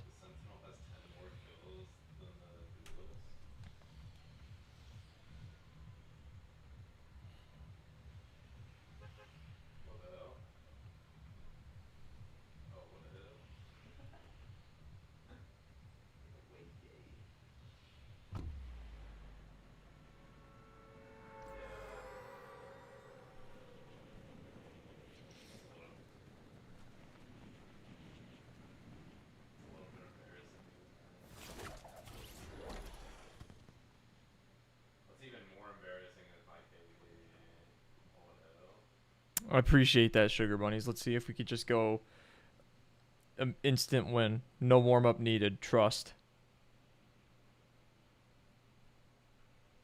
Alright, we got one op in the Tomato Town. Ooh, minigun is a rough weapon to get.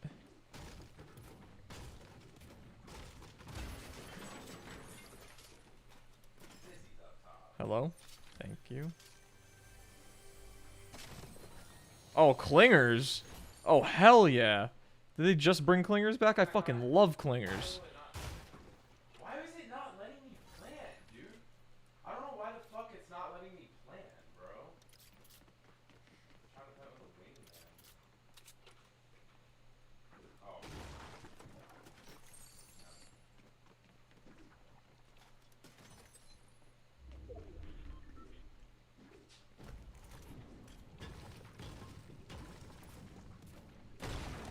Oh, hell yeah. Even more clingers.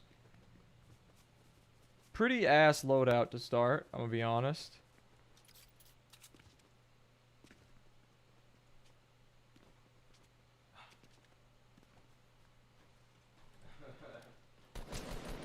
Oh, wow. That was embarrassing.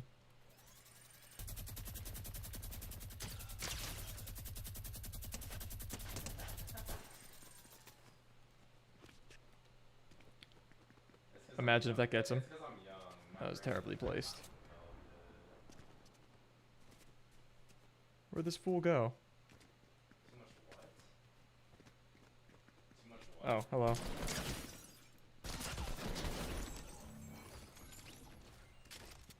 Fake cards. I don't smoke weed, actually.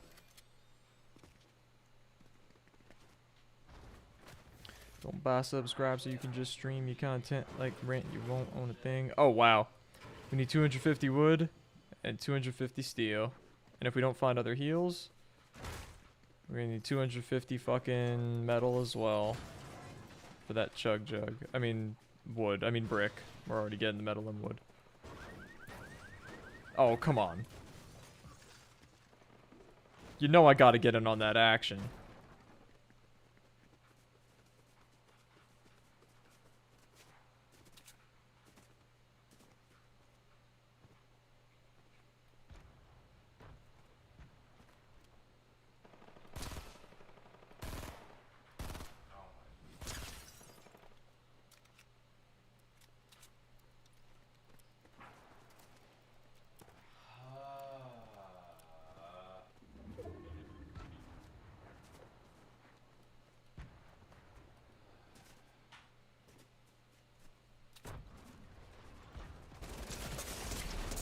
God damn! Oh, they brought the LMG back! Oh, shit. Okay. Well, now I know. Holy fuck. That shit destroyed me. I didn't know that the LMG was back. I probably should have just gotten the materials and gotten the scar and the bolt first.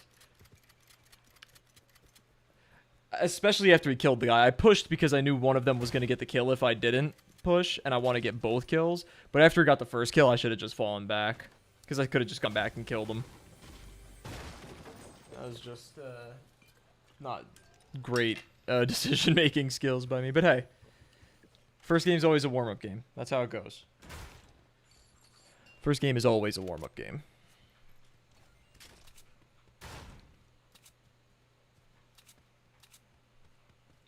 I'm excited about the fucking LMG. I love that thing.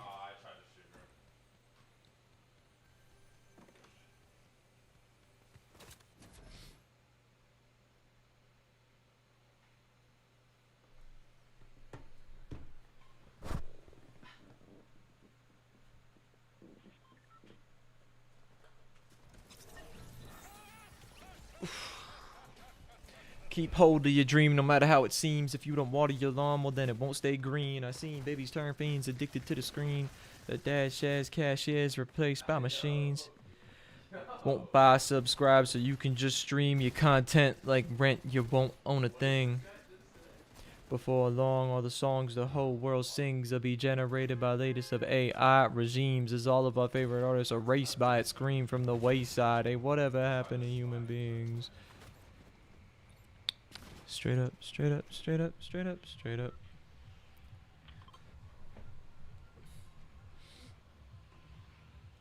Please believe these flows teach egos to freeze and then reseed them C4 beneath your Jeep the second you turn that keyhole. The heat blows your weak flows right out the water. The father, but I work smarter and harder. My style got a restraining order. Don't bother. I charter unseen territories in order to push it farther than you had ever thought of.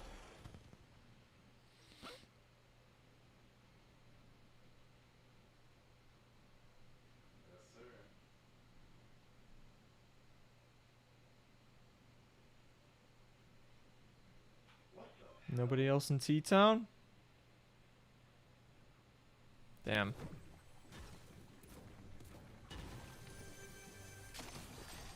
Hell yeah. I'm gonna try running it as an AR at first. I just want to know, like, if tap firing with it is any good.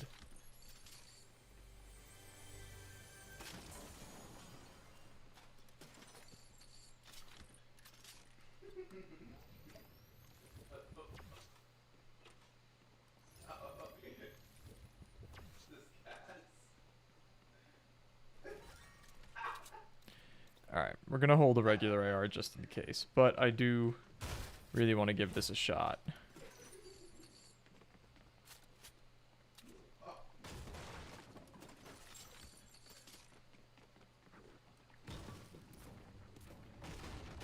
Let's get all this stuff, why don't I?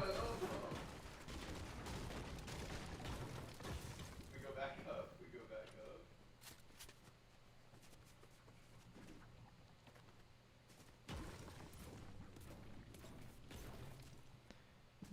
No. Jesus Christ.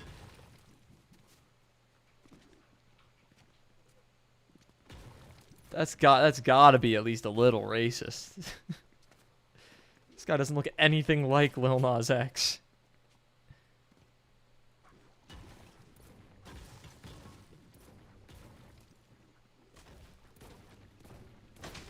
Lil Nas X also does not have a Fortnite skin. This skin's been around for a while.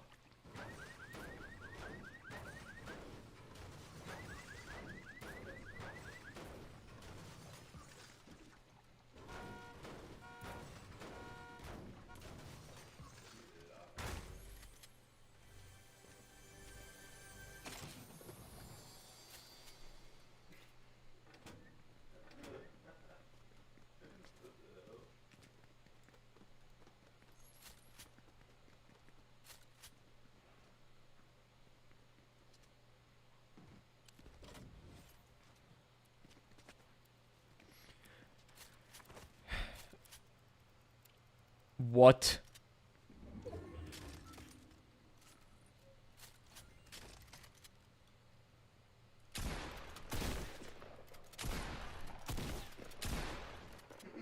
Okay, just making sure.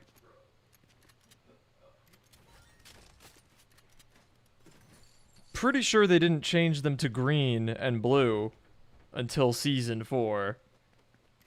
But okay.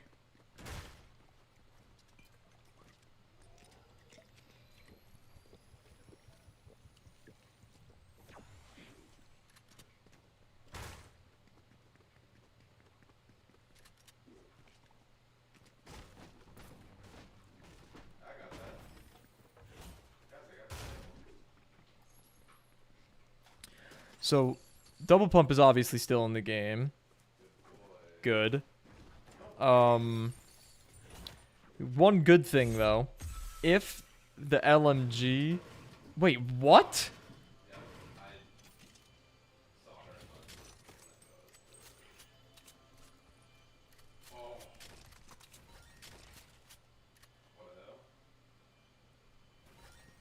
This has never been possible.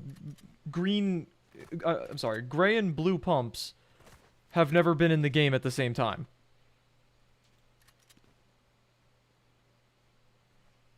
What I was going to say is, alright, first let's just make sure. Okay. So double pump is still in the game. However, if the LMG is valid as an AR replacement, it would be smarter just to run an LMG instead of an AR and instead of a second pump, because that's saving you an entire item slot.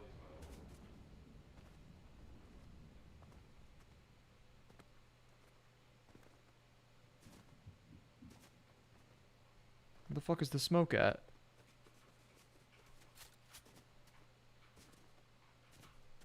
Sort of OD gunshots.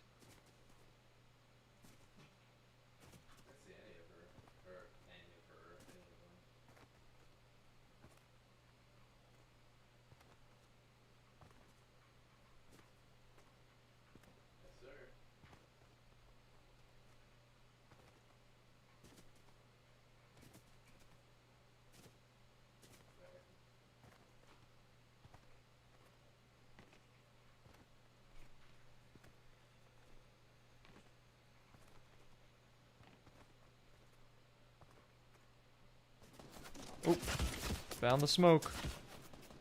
Alright, let's see how this goes. Okay, that's not what I meant to happen. Okay, porta-forts are back. That's good to know. Okay.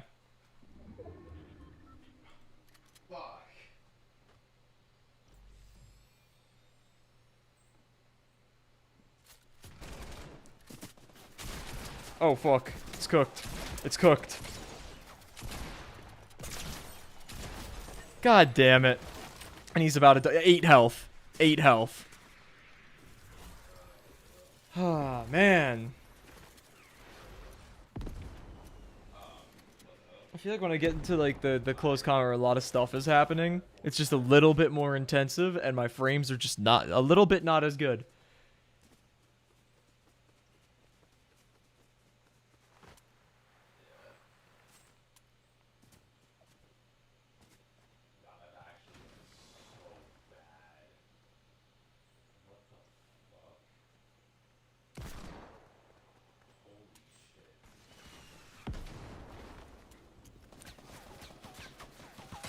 Didn't really get to test out the LMG as a replacement for an AR.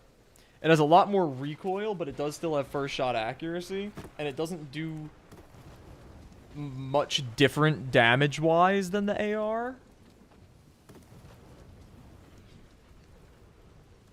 So I feel like it could be viable just going pump LMG, and then being able to have a sniper and like a guided missile or a rocket launcher.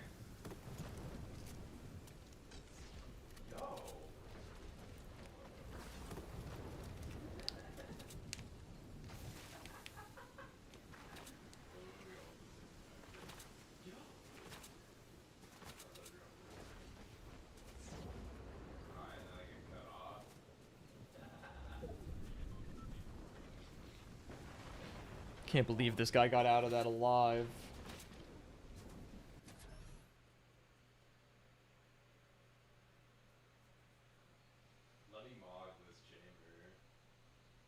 Love how like the first time I tap fired, it just fucking my mouse bugged out again and it just fucking started fucking West Side Gun in that bitch.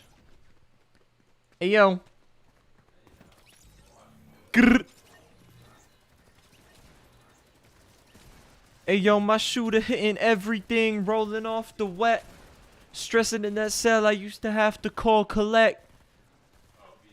Now when the Celine leathers, I'm on a jet. Everybody fought her. Coke in the agua. Had to lay low, I had a bitch and cheek the waga.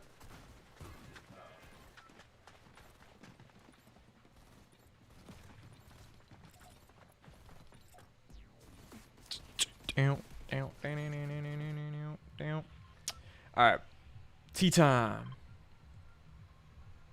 See, those frames are not nice. It doesn't look much smoother for me than it looks for you. It's not the stream, it's the game.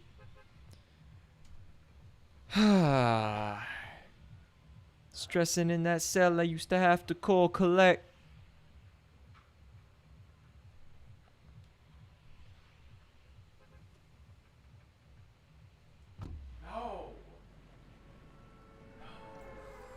Any West Side Gun fans in chat, by any chance? Just listen to that Heels Have Eyes EP. It was pretty good. I liked it quite a bit more than his 11 EP.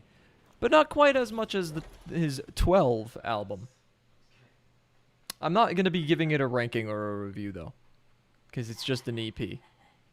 I thought about it because I enjoyed it quite a bit, but I will not be giving it a ranking.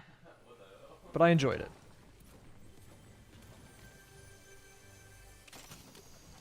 Okay, I don't mind a suppressed pistol. Not even a little bit. That's a good weapon. I haven't seen really any gold suppressed pistols, like, at all.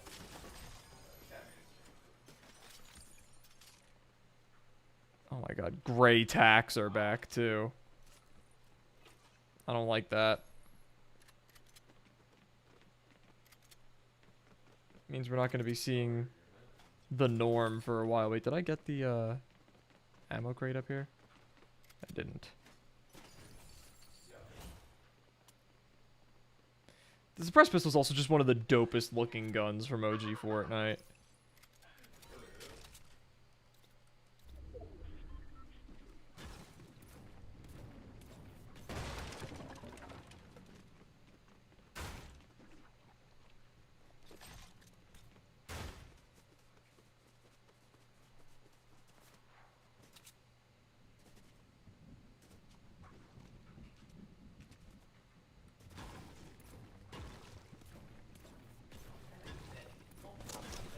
Okay.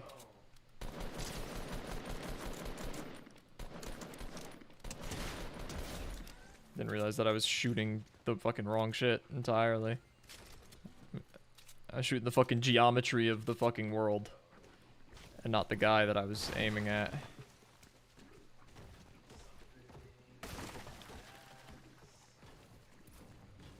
Alright, grenade launcher, slurp juice, and deagle. I don't think I need to buy any of those.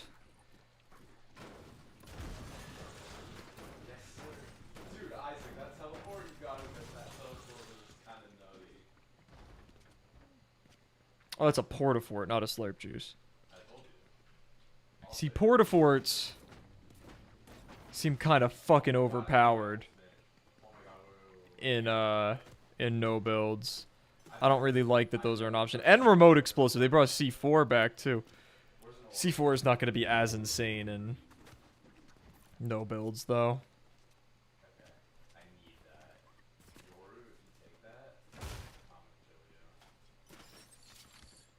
Oh, hell yeah.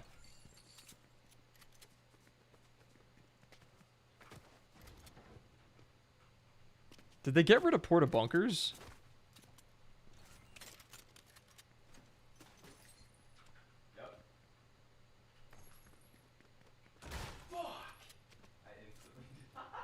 Oh wait, no, but we literally saw someone using a porta bunker in the last game, so there's no way they got rid of them.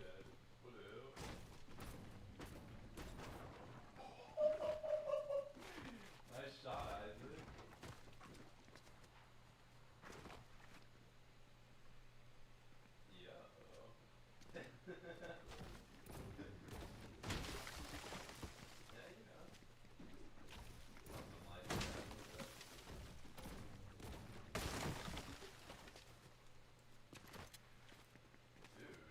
Dude, that TP was kind of gas.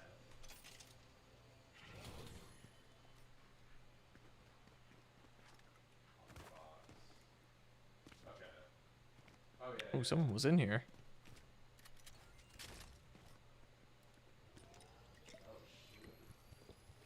Interesting. Someone was in here and I missed them somehow.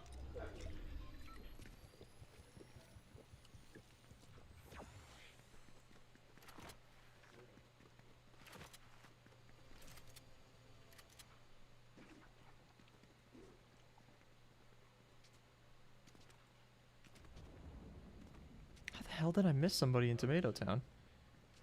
Did I take that long to clear the house?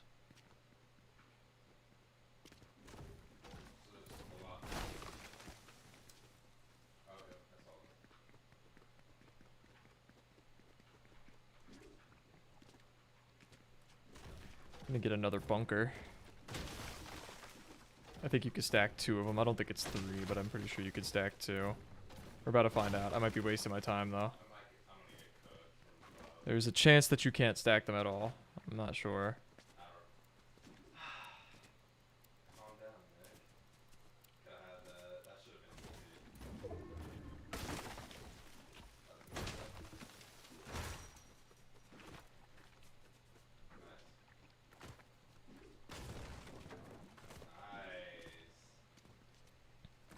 Everybody for the... Oh, I'm not gonna be able to loot those houses. Coke in the agua. Had to lay low, I had a bitch and cheek the water.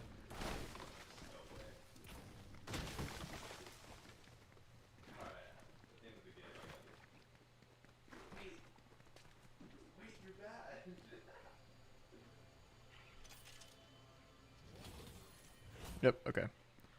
I'm assuming you can't stack more than 2 since you can only stack 2 porta bunkers. So I'm assuming for porta forts it wouldn't be more. That would be pretty ridiculous if it was. Alright, pretty fucking good loadout. If I'm being honest.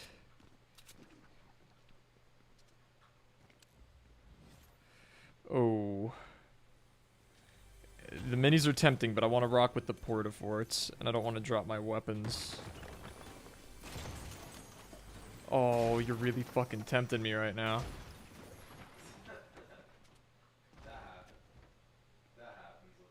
I won't fall for your tricks and schemes.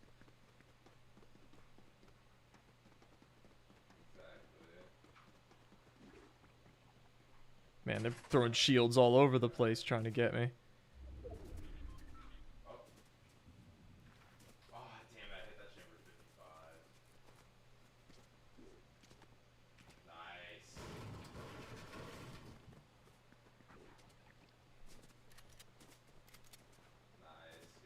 Aye, gunshots. Wait, Siege, you're bad.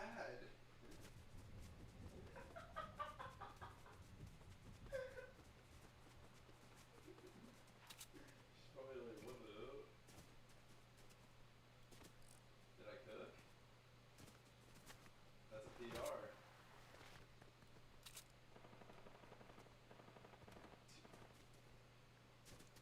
Did I cook this chamber? Aye, gunshots. Anybody know how to say gunshots in Spanish? Hell yeah, I did. Aye, pistolas. I'll show chamber how it's done.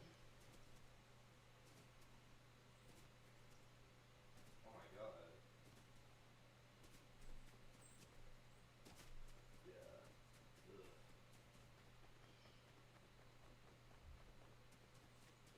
Ugh. Oh. Oh. Yeah. For sure. Where'd this fool go? Chamber plays like that? How could you not? It wasn't even that good. That's alright. Found him.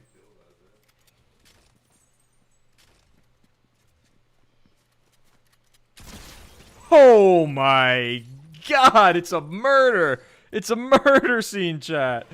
One pumped his ass. Holy! Brutalized. Alright, we're gonna give it a shot. This might lose us the game, but it's worth it. We're gonna learn. We're gonna learn. We're obtaining knowledge. Man, that poor guy. That was brutal.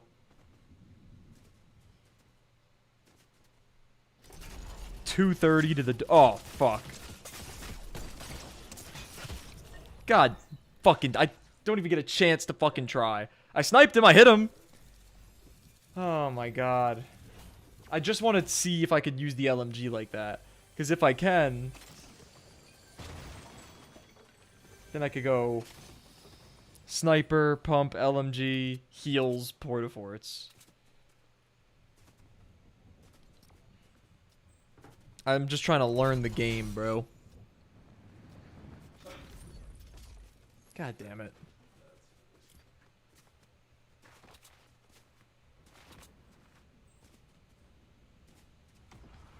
Stressing in that cell, used to have to call collect.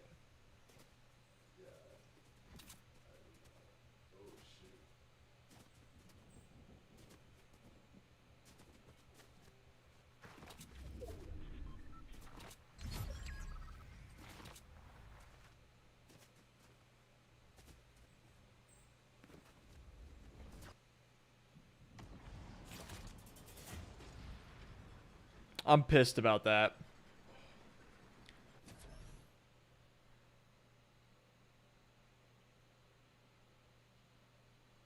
If only I hit him in the head. That would have been fucking dope if I tapped his head there, right?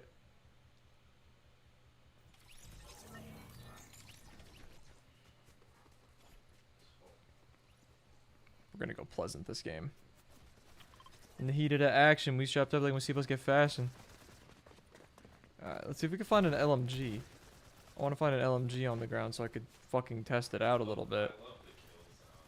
Because again, if we could use it from a range, I could save us a whole fucking item slot. Someone found one. I hear it. But not seeing one of my own. Is that one? That is one. Alright. Let's give it a whirl, I guess. We got 10 seconds to give it a shot.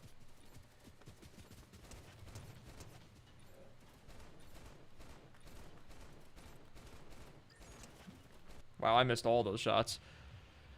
It does like 23 though. It's not terrible. It's about the same as the AR.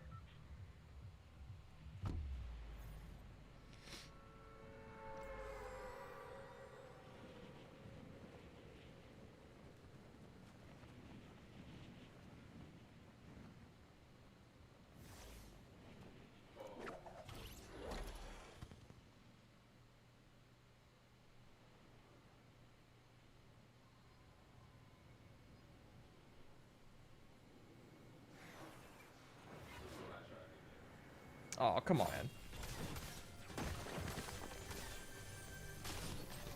God fucking... Jesus Christ. Jesus Christ, man. Unforgiving. 2 motherfuckers, bro.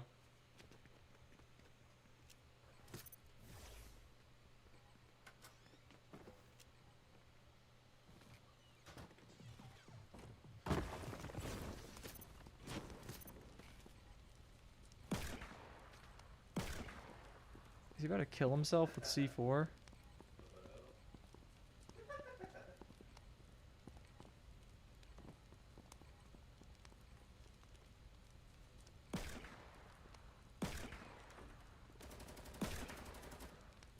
Yeah, he realized that he's a fucking idiot, probably.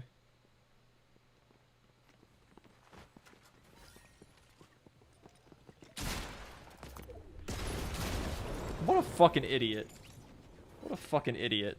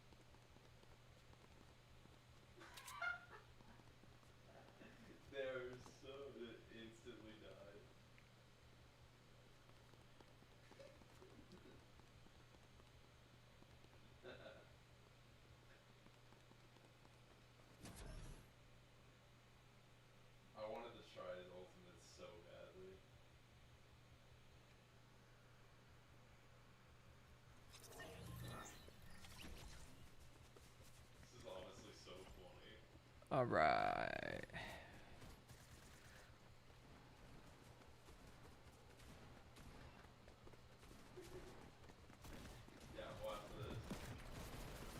Kind of want to try Pleasant again, but I also kind of want to go to Tomato Town. What to do, what to do.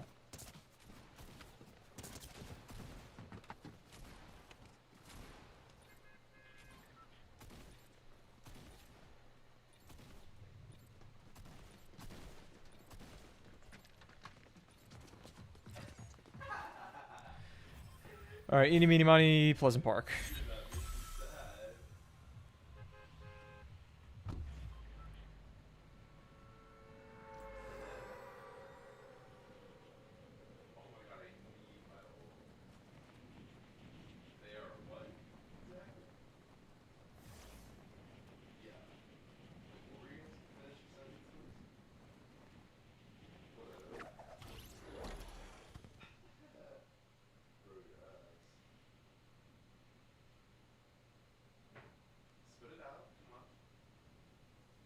How do these motherfuckers get so low down?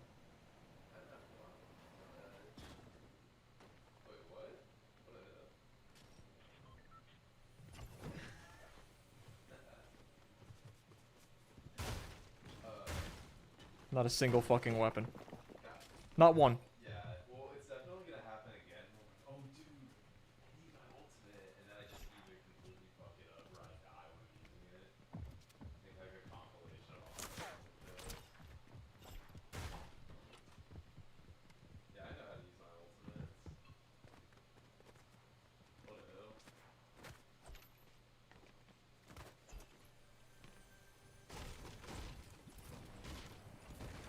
Jesus Christ, that was terrifying.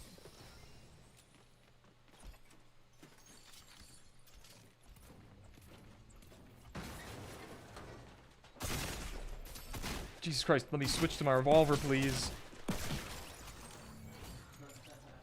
Fucking hell.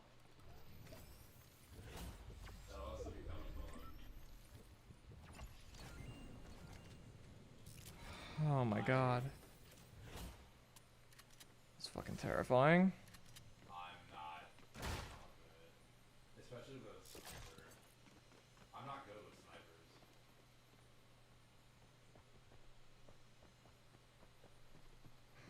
I'm gonna get like 2 steps in. I'm down to try that. I'm down to try that. Yeah. Yeah, I'm down to try that.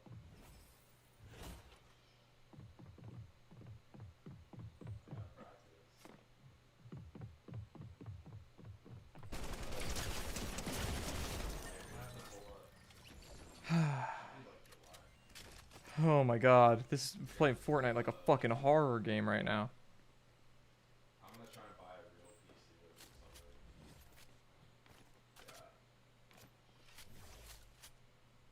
Whew. Gotta get that good at PC. Exactly. Well, I already have a good mouse, good keyboard, you know. The mouse is actually so much better. Honestly, it is. But yeah. No, I'm excited. This is the mouse.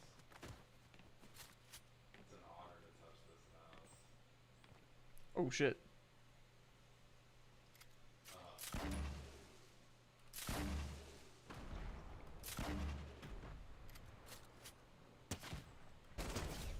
Pussy. Get fucked. Yeah, you're gonna have to check out the setup when I do it.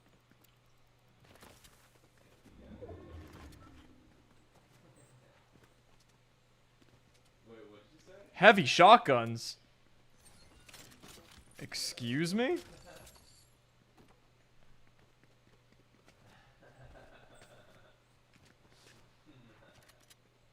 Damn. This is really like when I was playing this shit. That is the era that we are in right now. Man, Heavy Shotguns was season 3? That's crazy. Okay, I like that.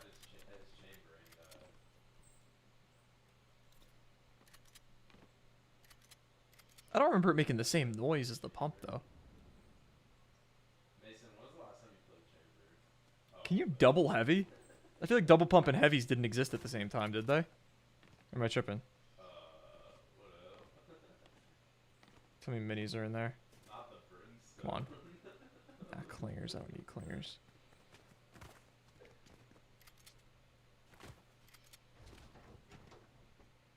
Well, I'm the last survivor in Pleasant, so that's nice. That's pleasant. Oh, yeah.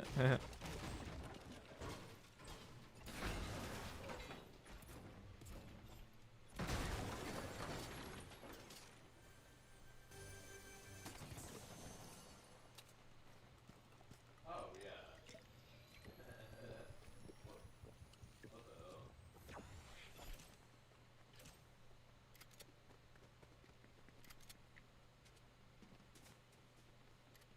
Oh, beautiful. I wonder if the heavy's better than the pump. From what I recall of in Fortnite history, the answer is no.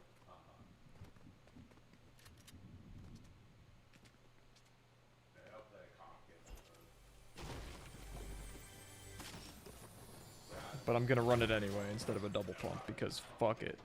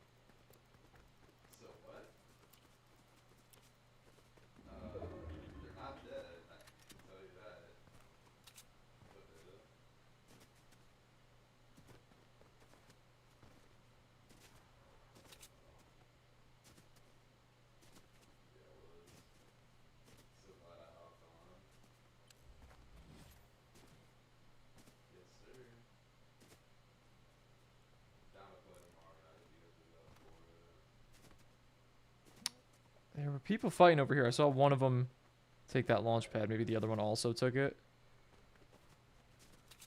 Must have.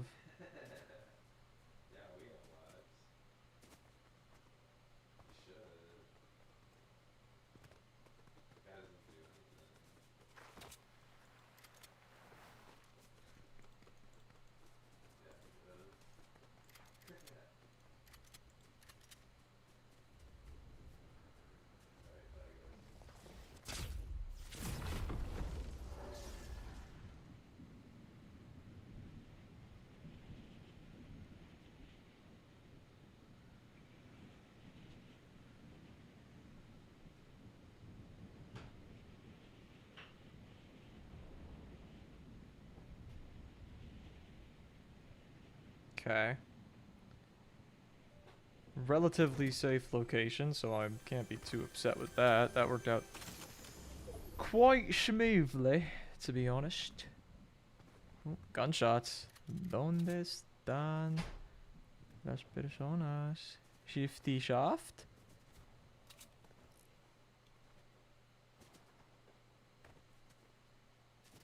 Sounds to me like Shifty Shaft is the answer.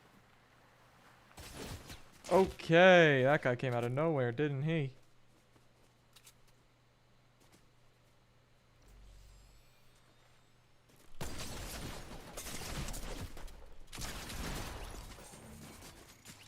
Did my shotgun just not switch there? What the hell was that garbage? Alright, whatever. Whatever. I hit the snipe. At least I know that I still have good sniper aim. My snipes are still consistent. They're just not hitting heads. They're hitting bodies. But they're hitting. I'm gonna keep running what I am running until I find a definitive answer to what's the best. Because that I have not yet achieved.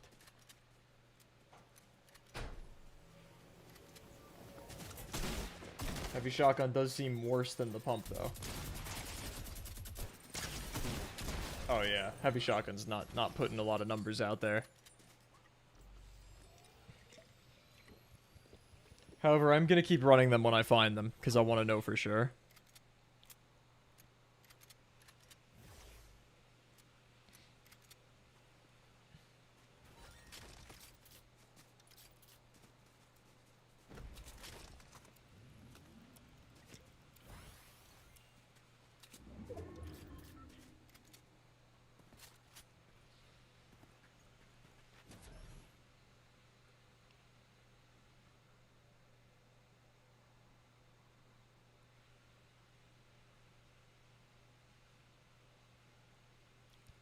Stressing in that cell, used to have to call collect.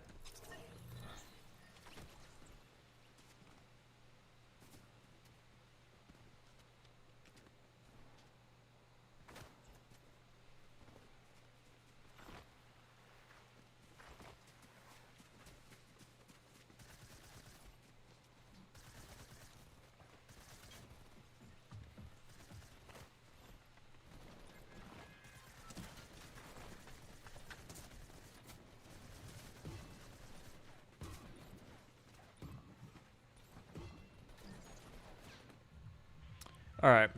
Back to Tomato Town we go. Back to my hometown, the T-Town.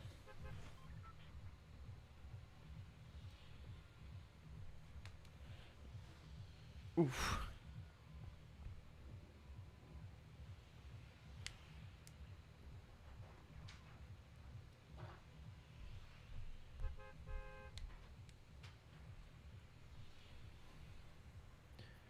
Had to lay low, I had a bitch and cheek the waga. Friendly reminder, whoever's watching right now who isn't already subbed, make sure to hit that sub button on the YouTube motherfucking channel. We're now only 10 away from 600. So, you know what to do. You know what to fucking do. Just fucking do it.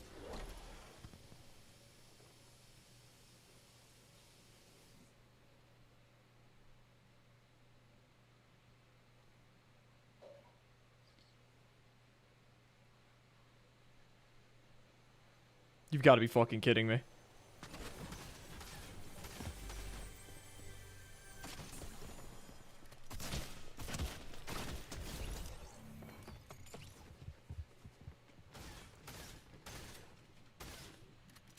Really, bro?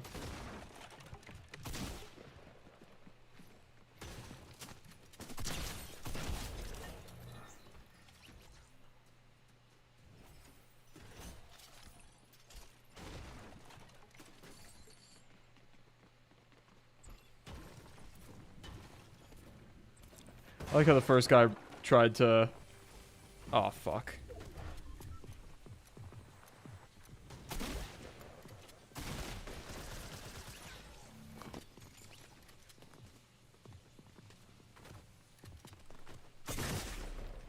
Oh my god, what the fuck is happening?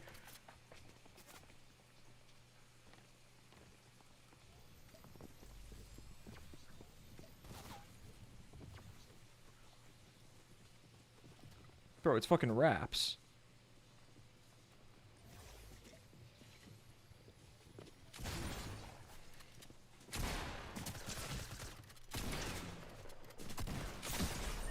Like, what the hell? 5 people in the house? And my shit, bro, it keeps fucking... My frames keep spiking, bro.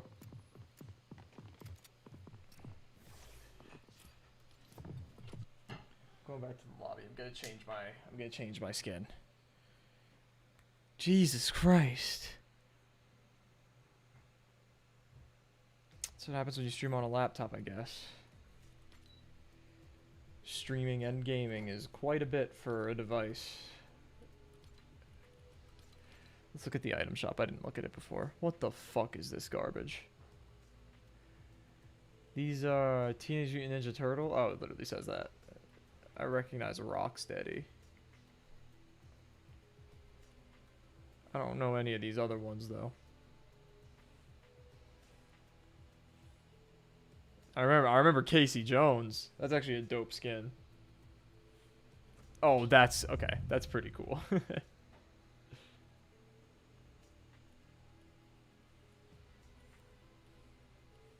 Alright, this is all the stuff that's been there. We don't have to scroll through all of it. Oh wait, I didn't change my skin. Okay.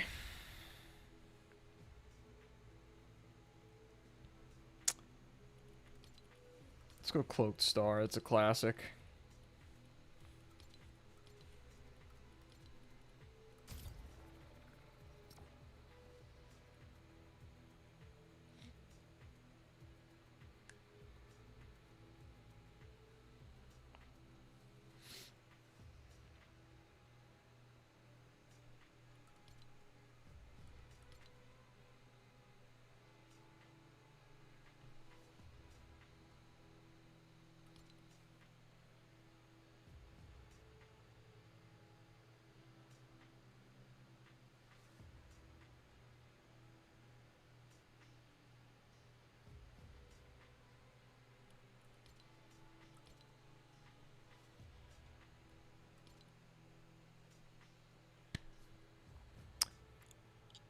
Games take way too long to get in, bro.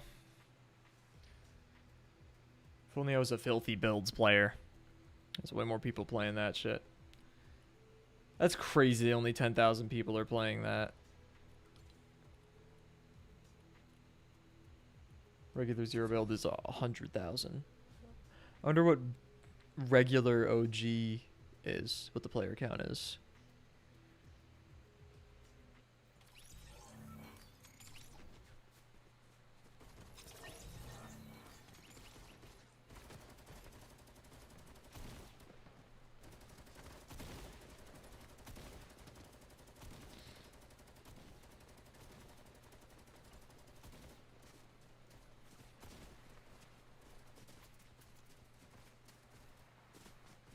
When does the heavy sniper get added back? I loved that thing. It did so much fucking body shot damage. It was like the fucking Zapatron. But balanced. Alright, let's hope we don't face that fucking bullshit that just happened. 5 people at that house, bro. I would have killed that guy, but then we started getting shot at by another motherfucker, bro. I had no health. Some bullshit. Get me tight. Past 2 Fortnite streams have not been going well for me.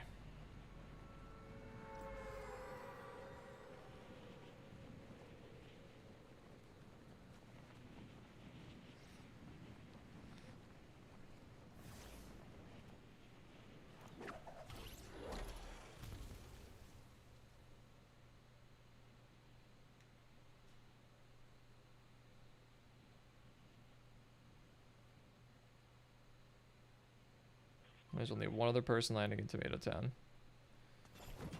That dichotomy is insane. Pretty bad first weapon to get.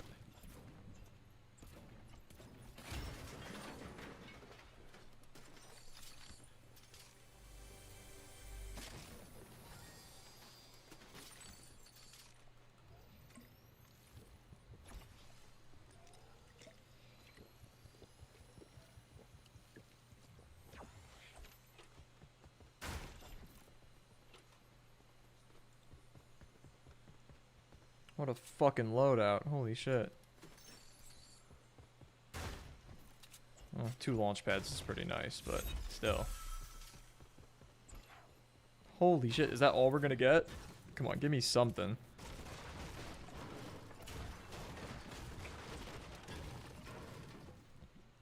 That's fucking insane. A gray AR and a purple grenade launcher, and that's it.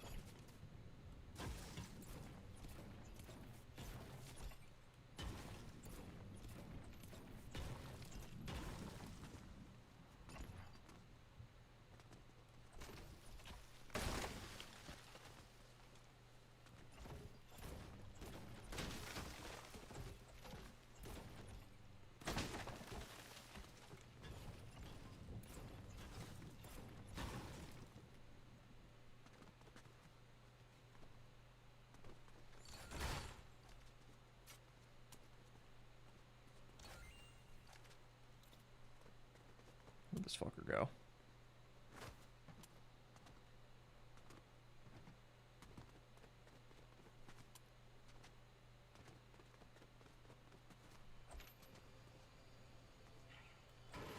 Alright. We need a little bit of wood. We want that bolt.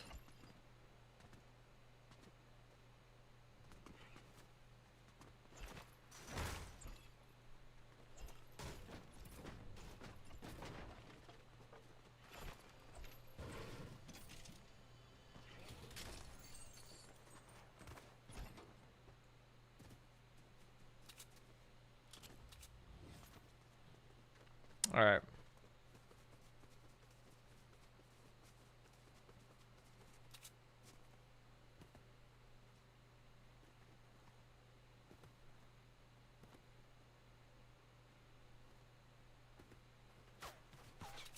Oh, hello there.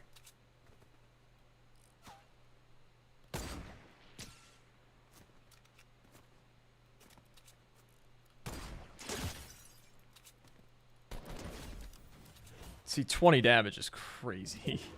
Oh, shit. Oh my god. Oh my god.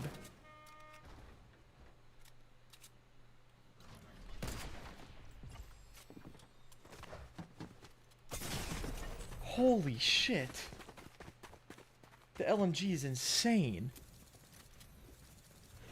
I didn't even have a fucking chance.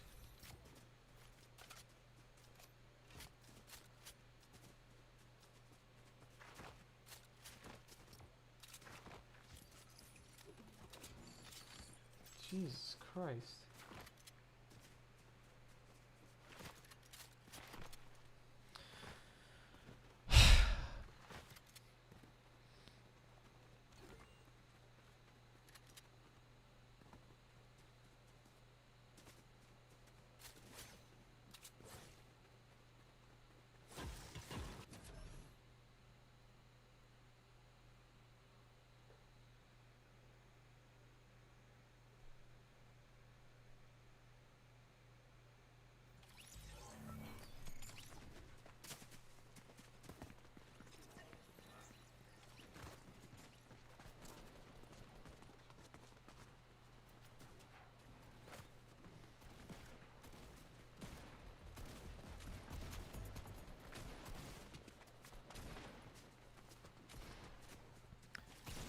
The LMG's like the fucking mid-range combat goat, apparently. You can just hold that shit down, it just laser beams everything. I'm gonna keep note of that.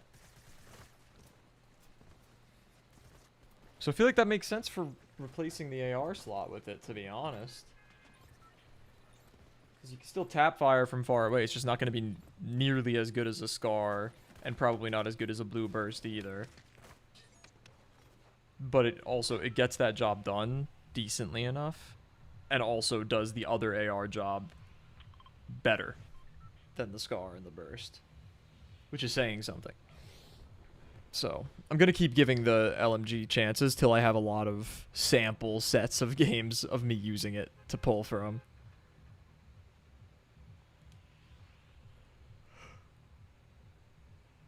So then I can really know like what I fuck with and what I don't.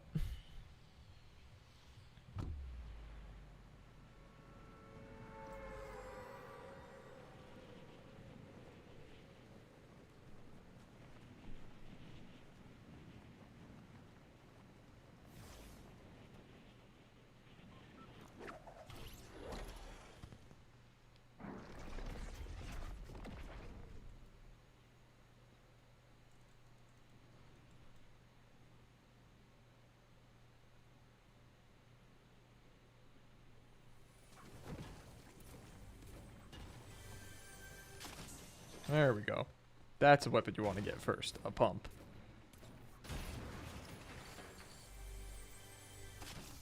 That's another weapon. That's a weapon you want to get second, too. A pump. Starting off with 2 pumps is a good, healthy start.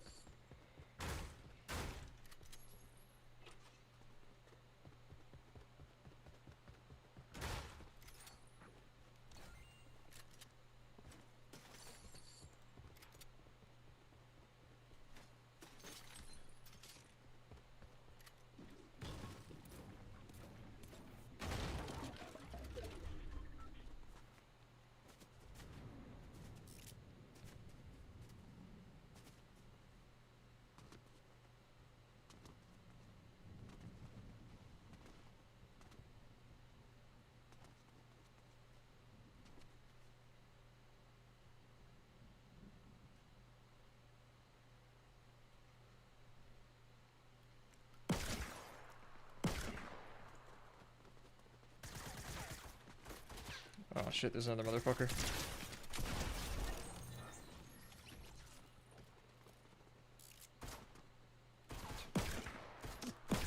Bitch.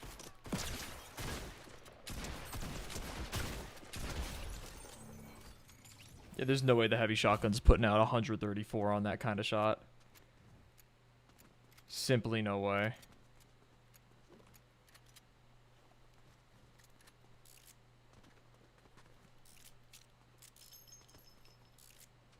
Oh, there's an AR over there. Minis. Clingers.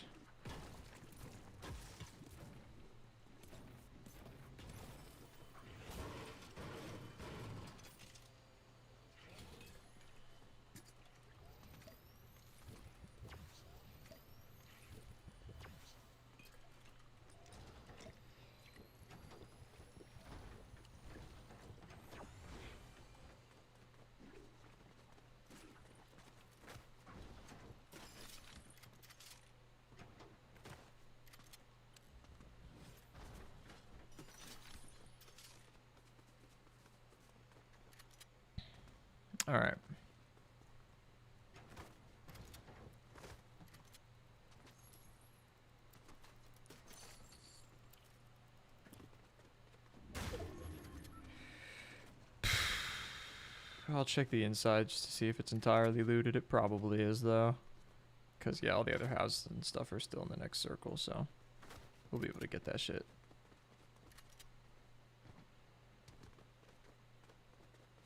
Not a great loadout.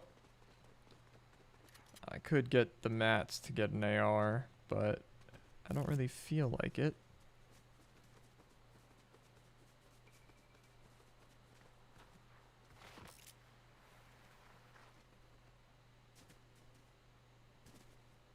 Definitely heard gunshots to my right, but very far away.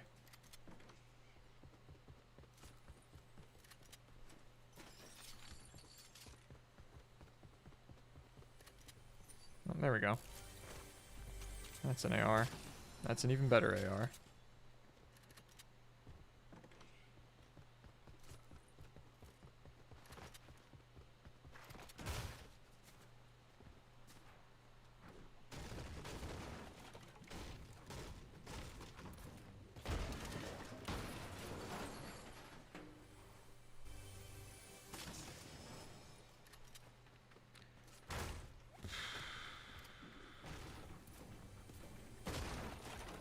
Oh, wow. We're gonna have to give it a shot.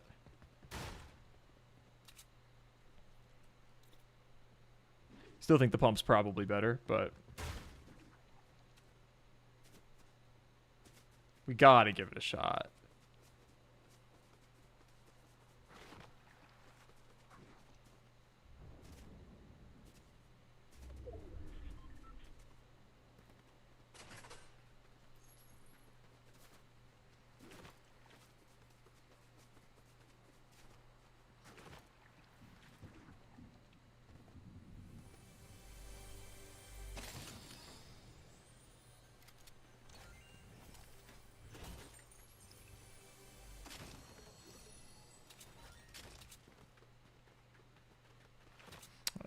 Much more confident with the loadout now.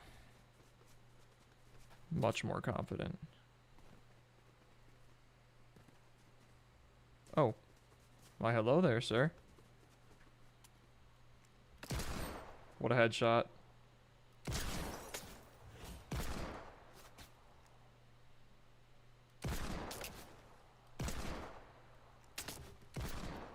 Ah, come on, we gotta do it just with the deagle.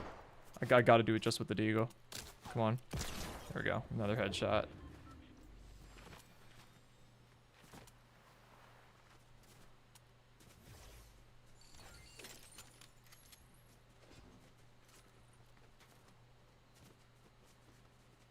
Okay.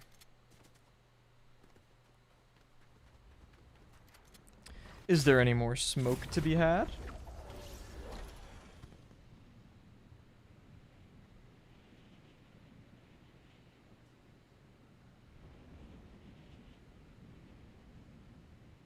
Not seeing any.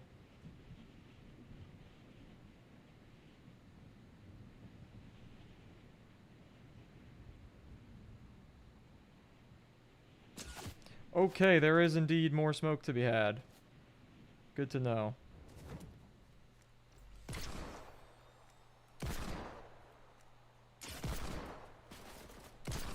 Headshot. Pussy. Oh shit. I'm not shooting this motherfucker with a deagle. Come on. You know you want to push me.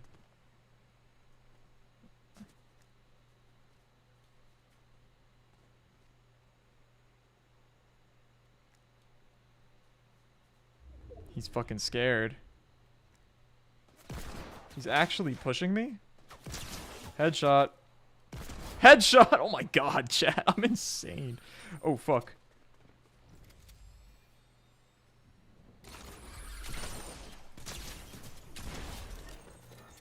Okay. Heavy shotgun did its job. It did its job. Wasn't looking at the numbers to see if it... Oh shit, what the fuck?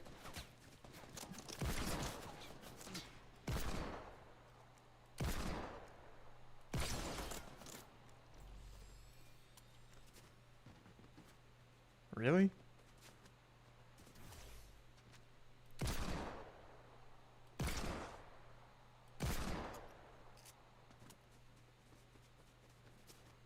collected my fucking loot before I push this guy. But I am gonna push this guy. Alright, give me that LMG. We gotta test run this hoe.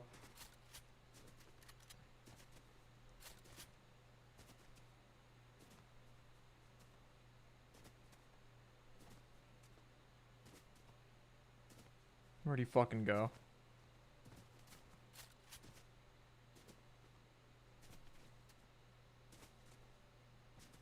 Bro, that's so true.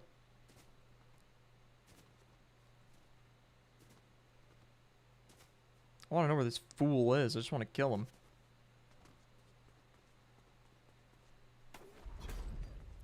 I'm doing a lot of experimentation because they brought a bunch of guns back, and I'm trying to figure out what's good and what isn't.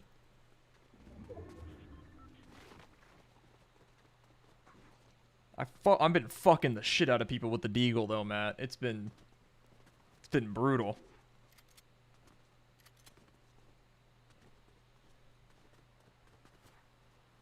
Where is this fucking asshole?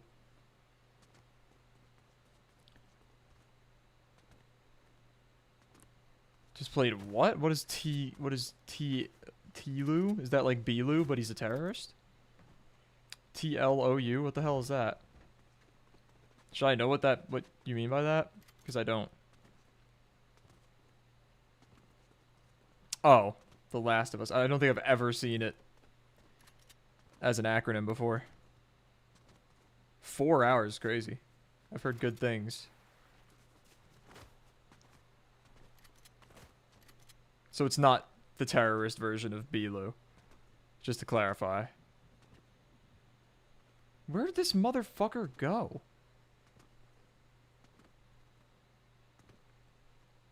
Skill issue thing? Real skill issue thing, eh?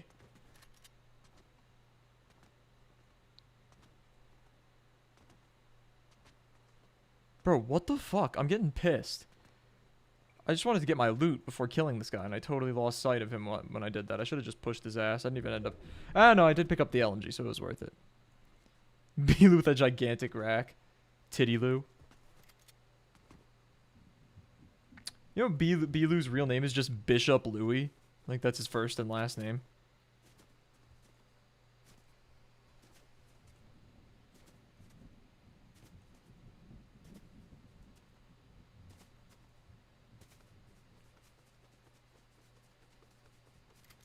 Oh, I don't want to go there on the off chance that he's still hiding somewhere in Tomato Town. Thought it was bitch-ass loser. Damn, you should say that to him. He'll drop a diss track on you. Remember he dissed Drake? For the UMG shit? Oh, there's only 10 people left? What the fuck? Look at this fucking tiny ass... I mean, this big-ass circle and the tiny-ass fucking player count.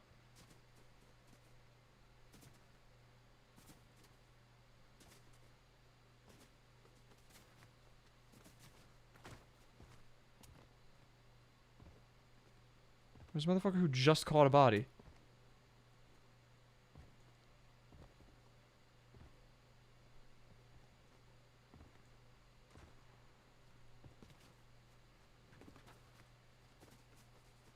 I'm gonna die doing this shit, I already know.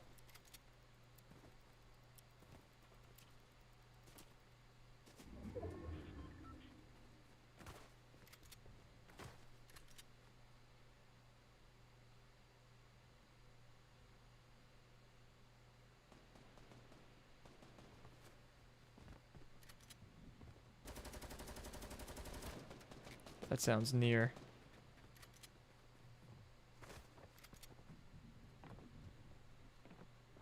I wonder why it sounded near.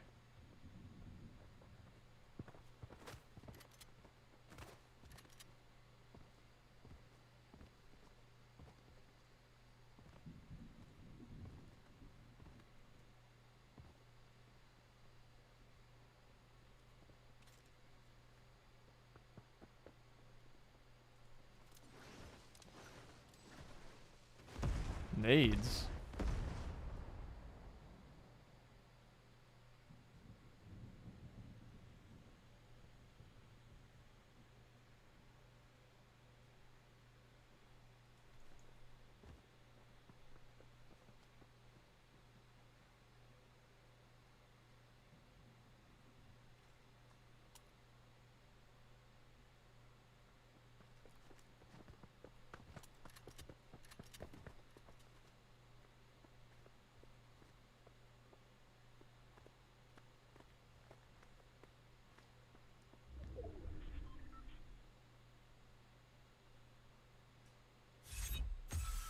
I wonder if he could see me through the cracks like I can see him through the cracks.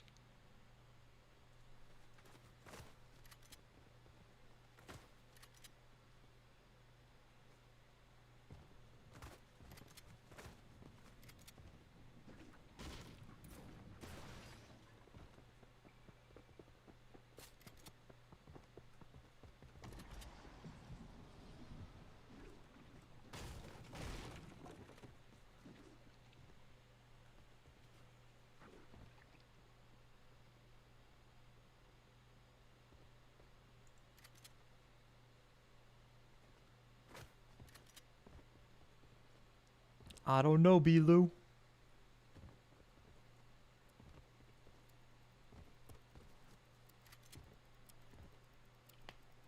Oh, I'm sweating. I'm getting nervous.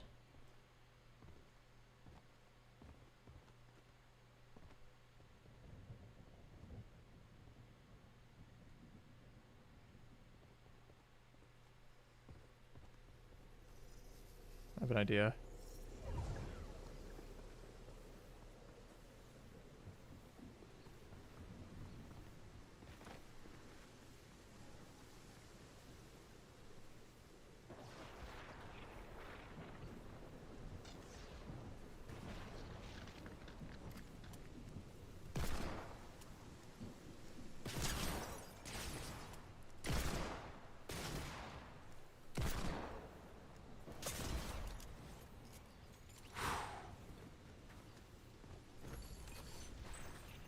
Whew.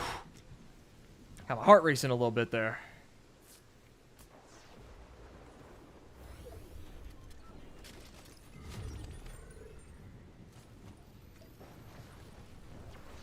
I'm gonna try double heavy. I might lose the game because of double heavy, but I am gonna try it. Because I want to know.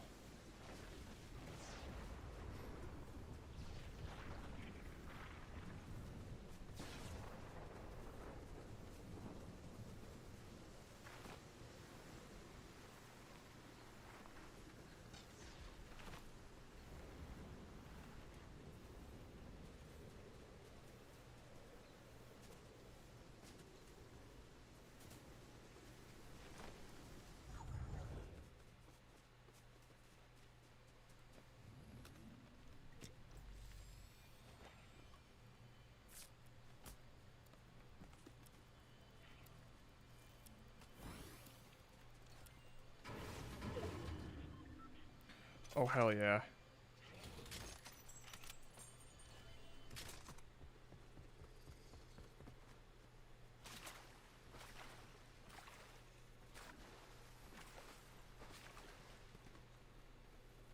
I don't have any fucking heals on me, though.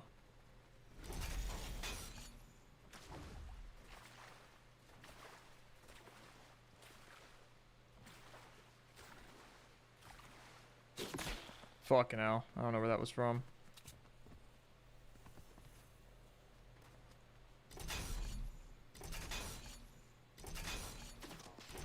Nope, I know where it was from now.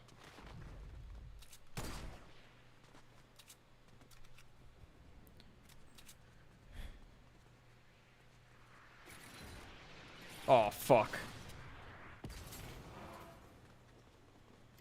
Motherfucker setting up traps in there, bro.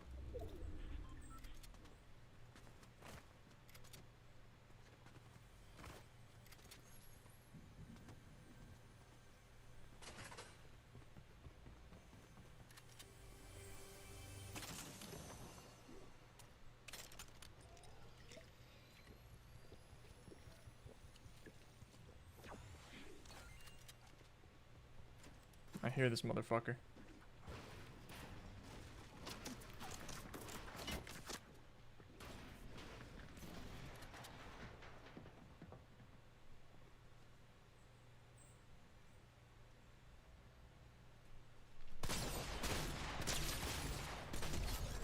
Yeah, that shit is nowhere near as good as a pump. Holy fuck.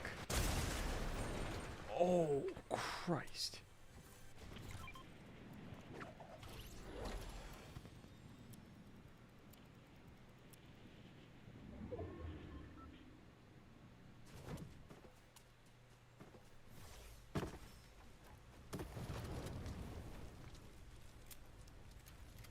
Alright. I can confirm. Heavy shotgun, dog shit compared to the pump. Oh, this guy's landing right on my ass. Yep. Okay. Yep. Yep. Okay. Well, we're learning. We're learning. LMG's good. Pump is way better than the heavy. Ah, Jesus. Alright, I think we're gonna run one more game.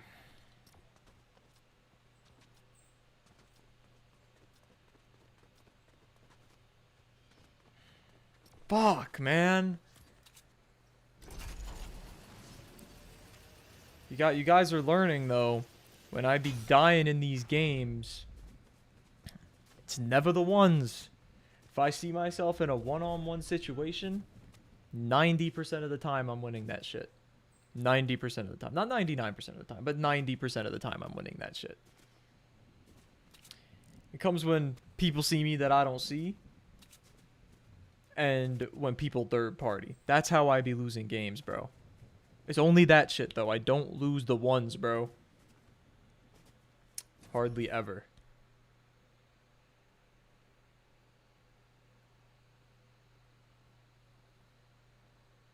Yeah, no more heavy shotguns, though. It was nice running it while we have it, because it is cool, and I remember when it was originally in the game. Pump fucking clears. By miles.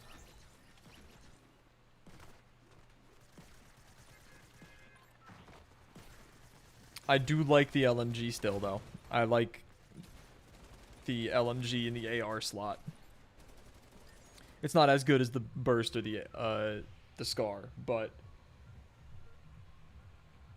at least at mid-long range, but mid and mid-close, it's fucking devious.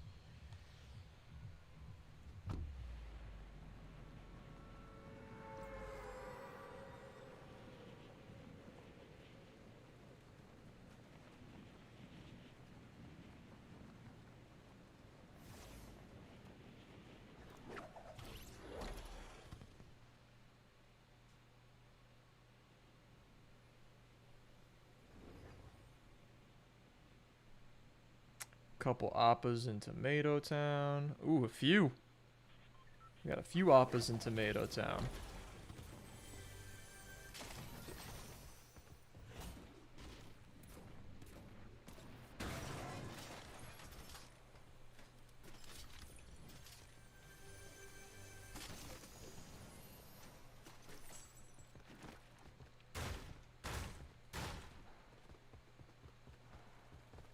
Bitch.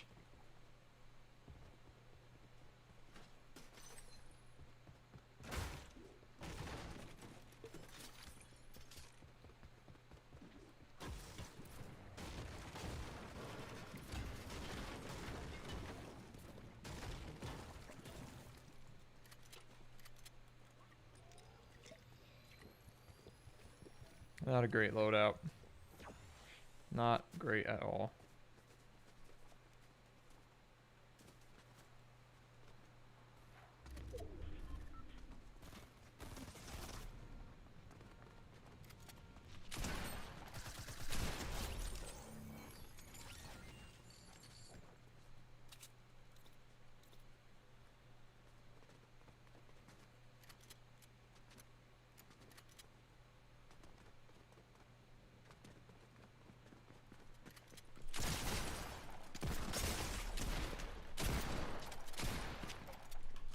Jesus Christ, the pump shoots so slowly on its own. Holy fuck, that was terrifying. Hey. What the hell did I do to deserve that, Trevor? See, I never see suppressed pistols and it makes me want to use it, but I really shouldn't use it. It's just not, like, a particularly good option. And I have both pumps.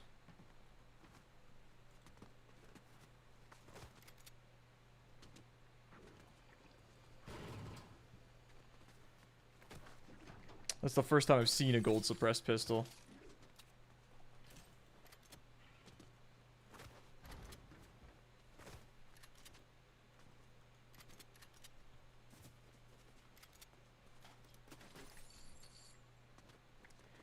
I really like the fucking suppressed pistol too. God damn it.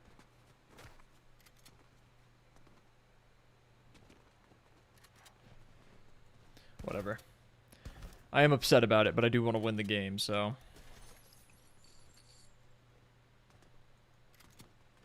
Nah, I'm picking up the fucking suppressed pistol. Who am I kidding? I'm picking that shit up.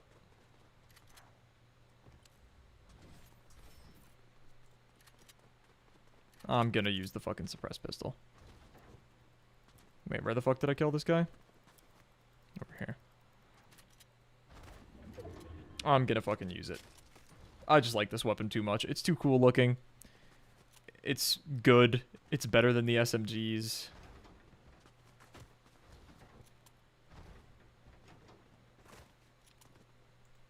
Trevor, how'd you feel if I called you Trevor Load? Like, come. How'd you feel about that?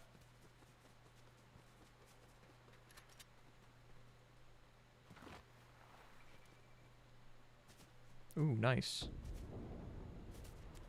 If the paparazzi catch us, she'll be famous.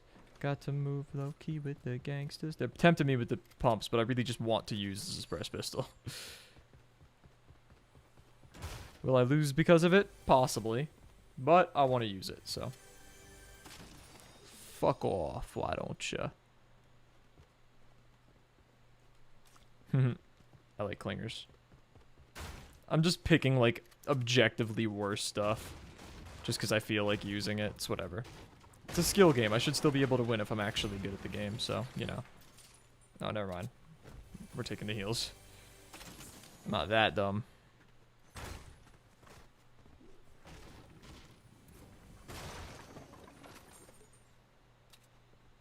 Very nice. Minis? Question mark?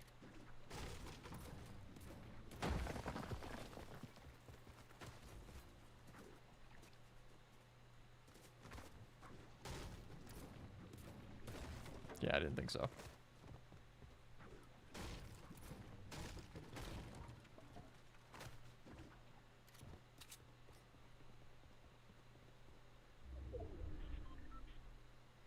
We're gonna check this before we use any of the heals.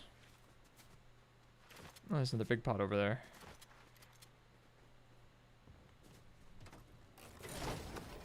Oh.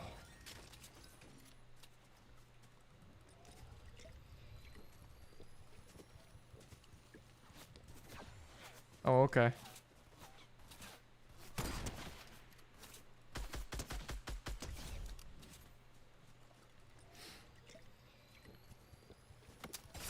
Oh my god, you've got to be fucking shitting me, bro. I'm telling you, bro, it's never the ones, bro. It's never the fucking ones. Yep, I'm about to die. Like, what do you want from me, bro? What do you want from me? Jesus Christ, man. I didn't get a chance to fucking heal. Or not heal, but not from that fight, from the fight before. I still had 75 health. I was set up too. I had the two big pots. I was gonna go back, get the med kit, and keep the chug jug on me. Jesus Christ, man. I'm doing another one. I said that was gonna be the last game, but I'm doing another one. Because that was some bullshit. This is gonna be the last game, though.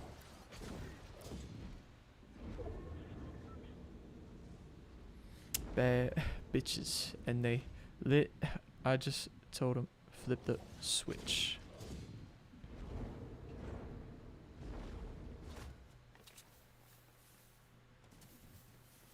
Suppressed pistol's insane, though. That shit did a lot of damage. 70 damage to the head.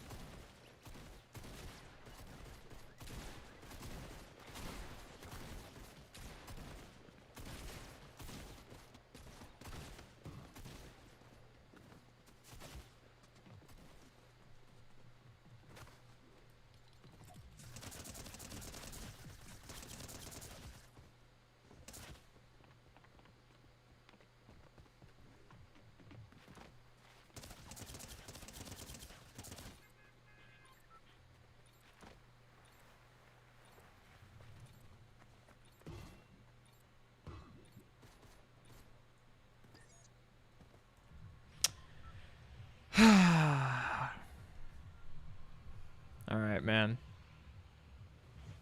Last game of the night.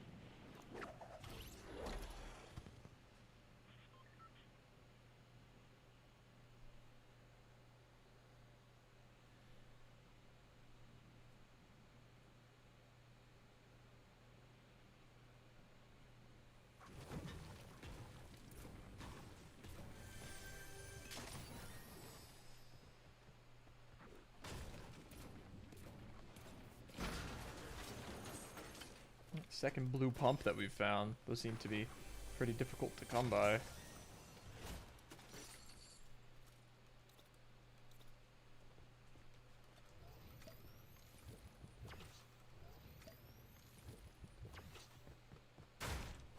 Oh, nice.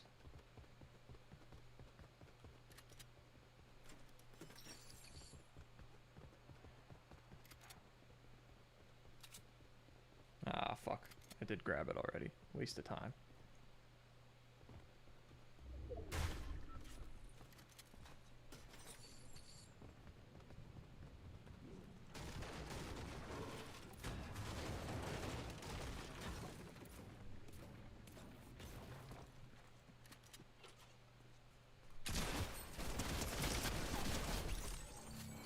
Well, now.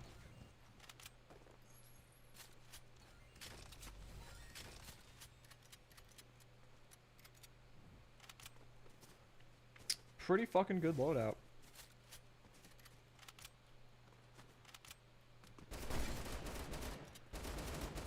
Wow, nice aim, bro.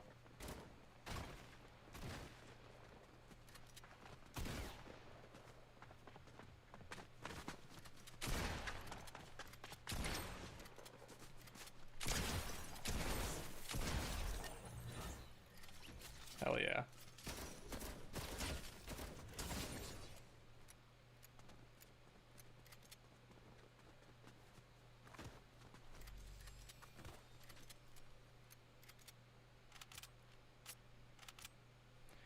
Alright, this guy's got to show himself.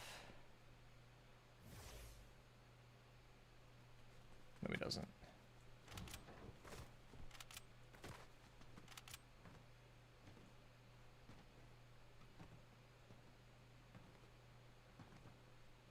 Bitch. Where'd your bitch ass go?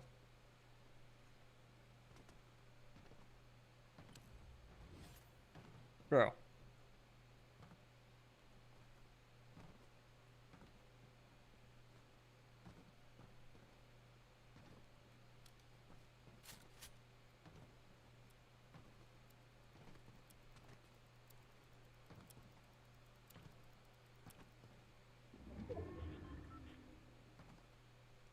Oh, found him. That wasn't him. That guy didn't have an LMG. Who's the guy who's shooting at me with the LMG? Where'd he go?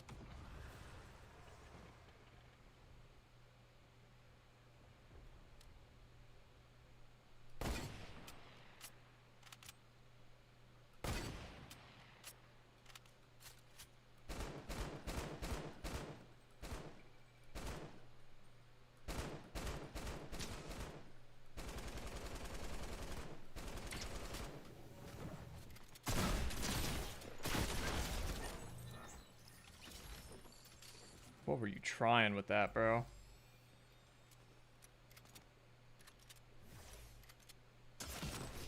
Jesus Christ.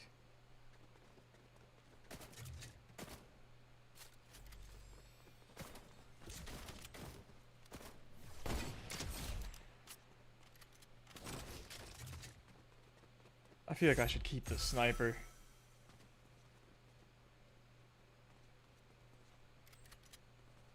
See, that's the thing. If I just go LMG and I get rid of the second shotgun, I could do that. But getting rid of the second shotgun's kind of a huge disadvantage, I feel like.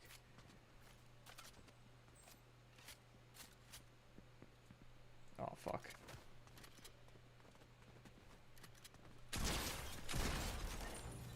See, I feel like I just can't not double pump. It's too fucking good.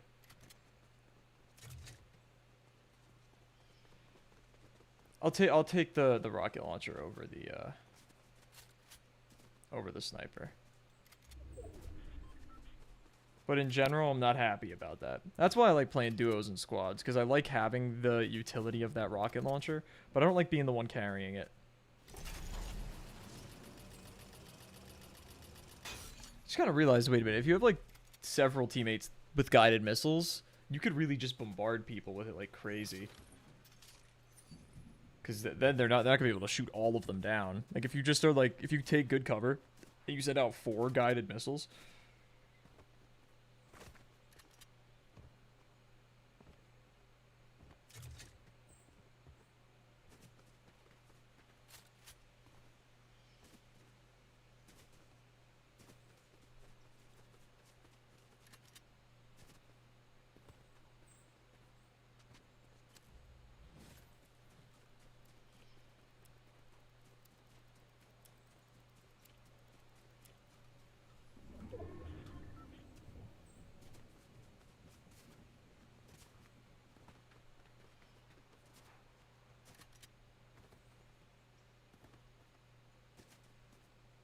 Where'd this feller land?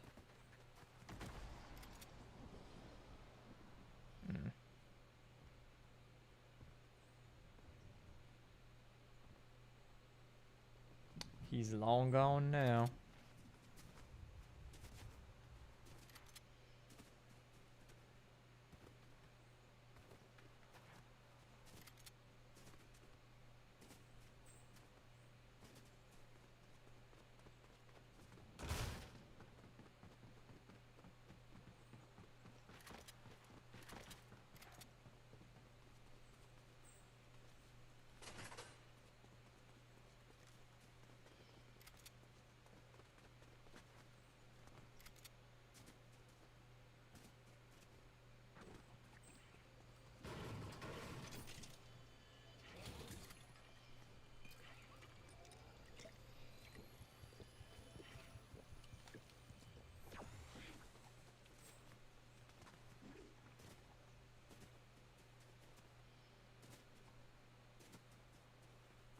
I think I'll just not move until I see the circle. Oh shit.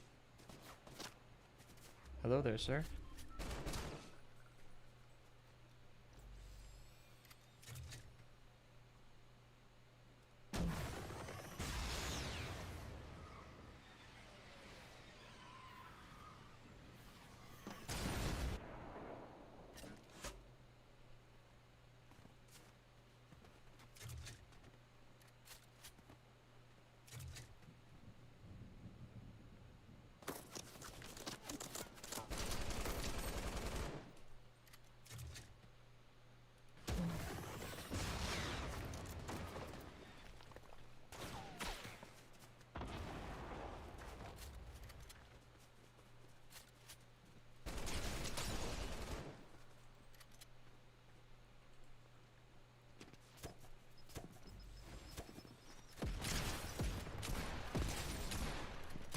Oh my god, I'm missing all my shots. Holy shit, I did not deserve to get that kill. Holy shit, I did not deserve to get that kill. Oh my god, that was terrifying. See, not picking up that bolt is gonna piss me the fuck off. But I kinda like the guided missile quite a bit, so 2 launch pads is nice.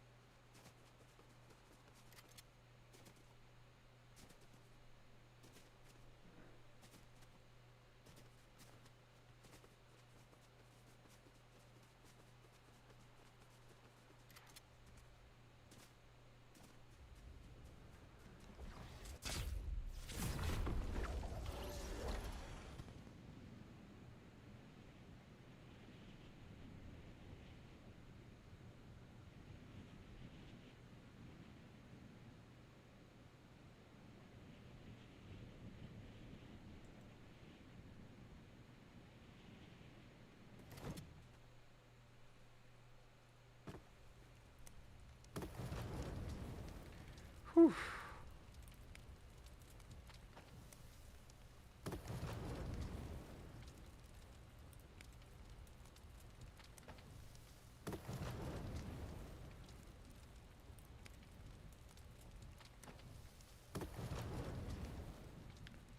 Okay.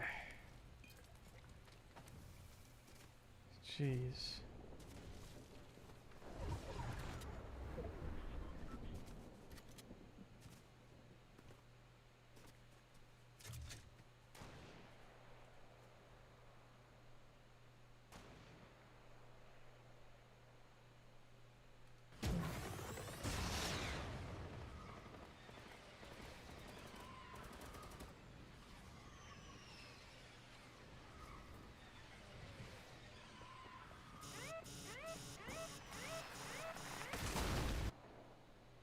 You've got to be kidding me.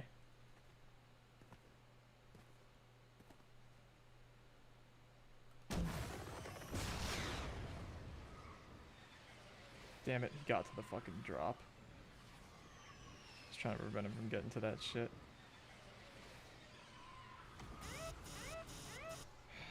Fuck.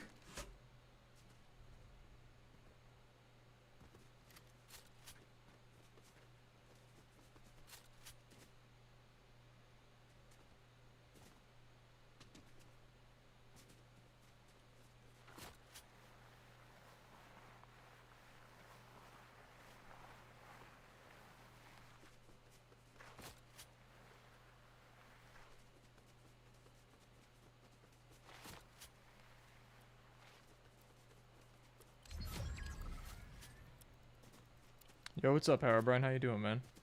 It's been a minute. Welcome back to the stream.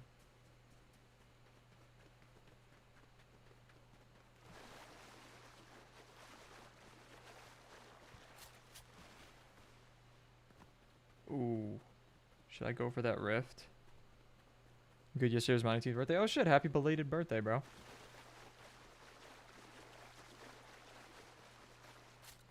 Surely I could get there. Oh, I'm gonna get hit by the storm. Okay, it's only 1 DPS. That message is hours old. What message is hours old?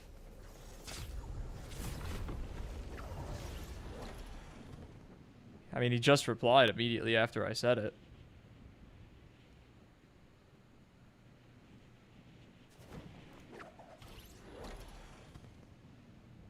I wasn't replying to that. I was replying to YouTube.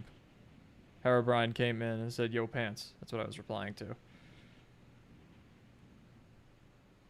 Trevor, you're 2 years older than this guy.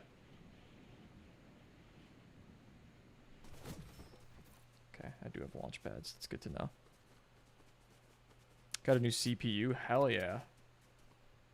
Don't say not true. You're probably the oldest person in chat right now. Statistically, you're probably. Year and a half. Okay, fair enough. I'll give you that.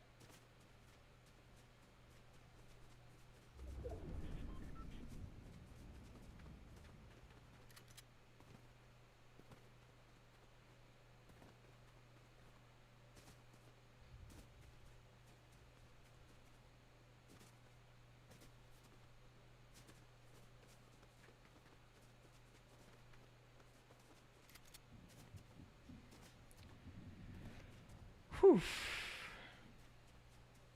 I do feel like ARs are probably still better than the LMG. I'll be honest. But not by much. You're right about that. Trevor is more of an unk than you. Trevor's old as fuck, bro.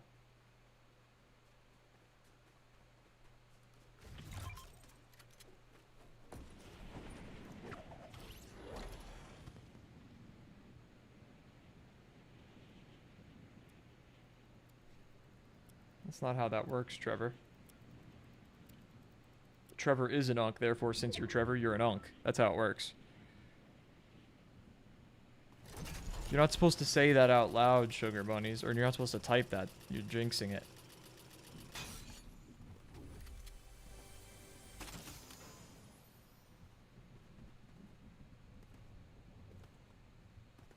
Alright, I'm gonna play casually here, because I've been playing like shit. If playing passively for a little bit is gonna get me closer to the dub ski, so be it. We'll bush camp. Just like the old days. Now it's really OG Fortnite chat. Trevor, I'm literally better than you at Fortnite, bro. I don't want to hear it.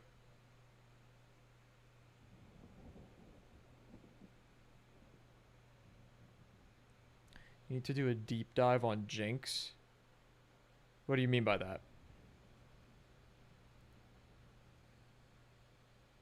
You play no build? Yeah. Still better than you. My grandma's for the night. A bit of a night at my house for a bit. That's nice. What you called me? It's not. I didn't call you that. Jinxing. Jinx is a verb. Jinxing it is literally like, it's like karma, kind of like saying you're about to win is like cursing me to lose. That's what it means to jinx something or someone. It's a superstition thing. Well, no, that doesn't work, because then that's just incorrect.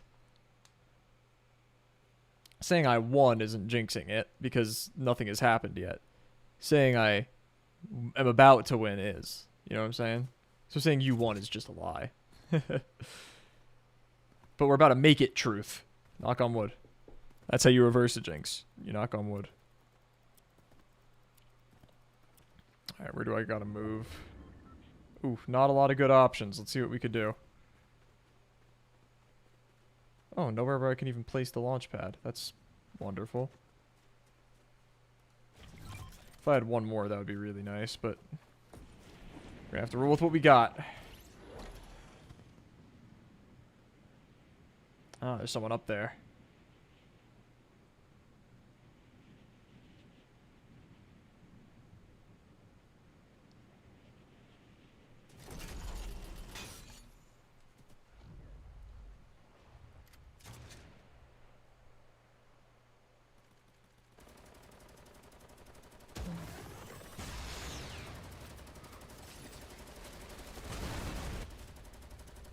The hell? Oh, fuck. Fuck! God damn it. I killed that guy with the guided missile, though. I don't know how. Oh, my God. Alright. We're gonna call it there. I played that alright. I'm telling you guys, it's always when I'm dealing with more than one person at a time. You see me in the ones, you don't see me lose. What's knocking on wood? Literally knocking on wood.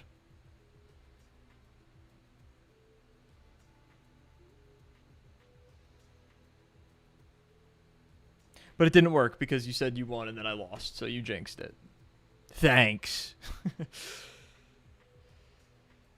Oh, man. I don't hate the LMG. I actually really like it, but I still think it's probably not the play. The heavy shotgun's definitely not the play. It's not bad, but it's just a worse version of the pump. You don't need to research it. There's nothing to research. It's not like science. It's just a superstition. It's like karma. It's not real. You saying that isn't actually the reason I lost. It's just a thing people say. Like, you don't say shit like that in sports because sports are very superstitious. Why does it matter a lot to you? It's not that important. It's not that serious. Whew. A little stretch action.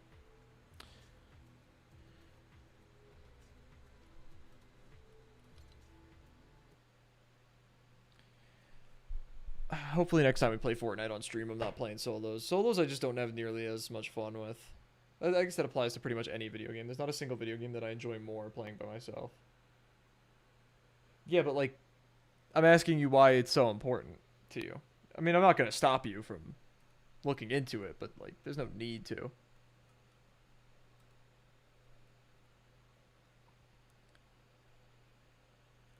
Got beef and curry meat pie with mashed potatoes for dinner. Pie is from a mom and pop's type of cafe. That sounds fire. That sounds really good. Because you don't exist in those worlds. Where are you from that you've never heard of this? What country are you from?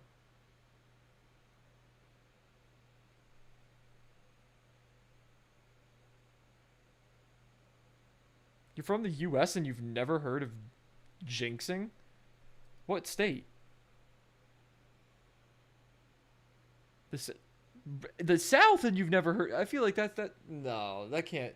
Surely that's come up at some point from like a relative or something. You've never heard that?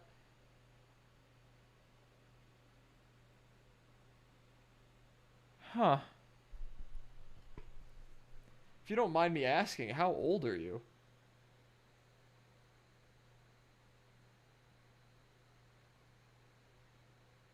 I feel like that's a very odd generalization to make.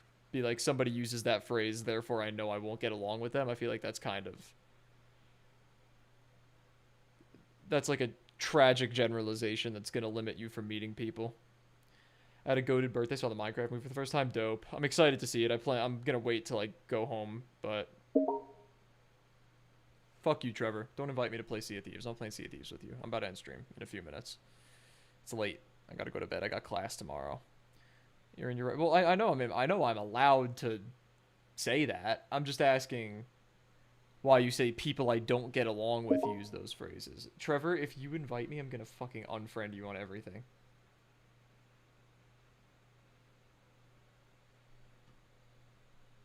Yeah, Trevor's a bitch.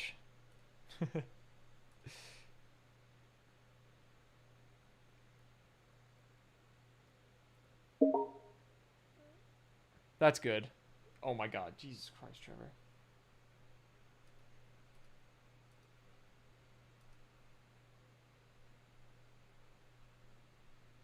How do I fucking remove you?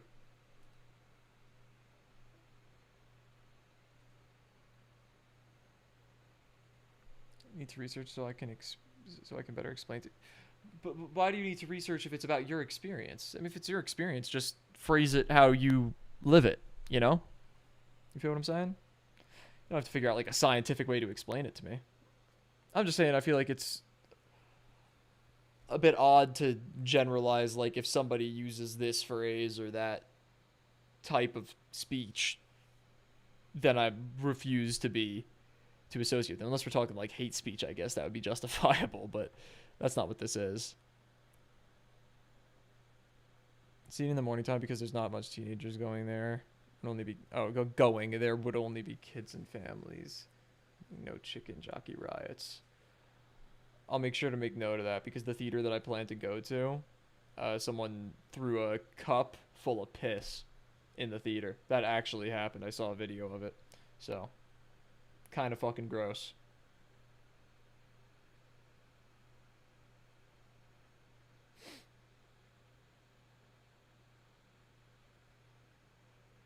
Thank you for streaming. You're welcome. I love streaming. I have a great time doing it, so I do it every day.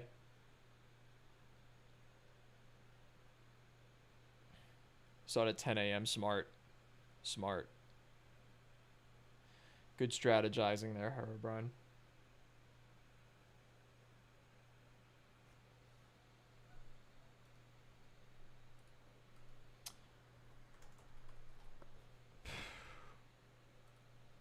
Kind of tempted to play some Black Ops 2. I'll probably just do that off stream though. I might not even do it tonight. It's actually later than I thought it was. So if I do play, I'll probably just play tomorrow before or after stream. I remember I didn't believe in myself, but you was right there believing in me. I like that song, except it doesn't necessarily apply to me because I'm kind of the only person who believes in me with my goals with streaming and stuff. And some of the people that I stream with and some of my close friends. But it's like, I believe in myself. But no one in my life believes in me as much as I do.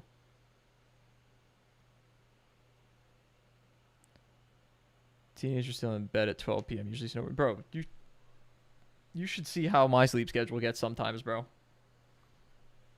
I've slept through an 11 a.m. class twice. Twice.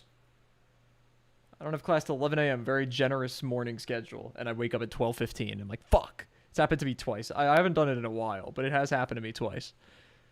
My sleep schedule's not as fucked as it was a couple months ago. Trevor, were you not in stream when you were spam sending me Sea of Thieves invites?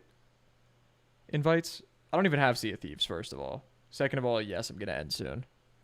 Going to end in a couple minutes. I've been live for 3 hours already. 3 hours, 15 minutes. And it's late. It's 1:15 a.m. I got class tomorrow. I remember I didn't believe in myself, but you was right there believing in me. Nah, stay on. I would love to, but I can't. You know what? Here's what I'll do. This is going to be a gamble thing.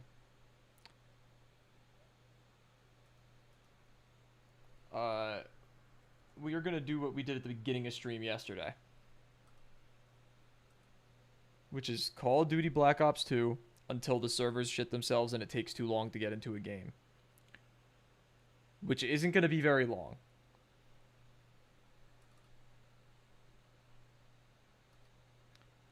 But as soon as it happens, we're closing the game and ending stream. I'll give you guys a little bit more because you're asking so nicely. But I'm not playing Sea of Thieves with Trevor because I don't have Sea of Thieves. And I'm not getting it right now.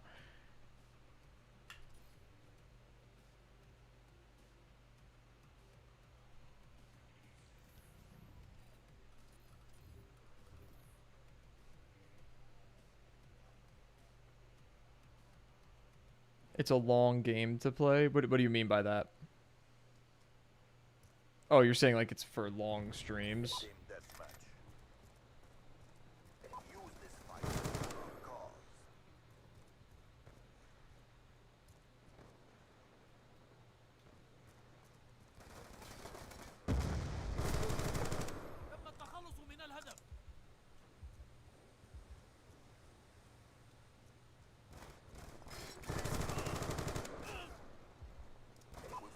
Ah.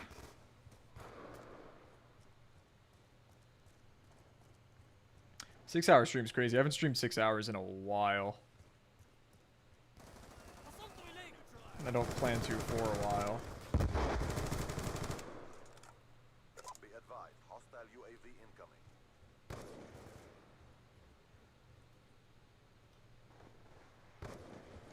Ah, fuck.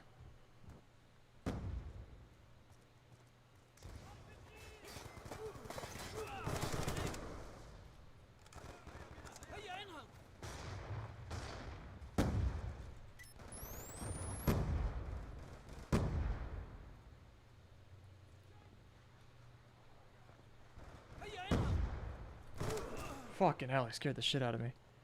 Of Minecraft movie 300+ million. Yeah, I saw that. They made fucking bank. Hostile lightning strike inbound.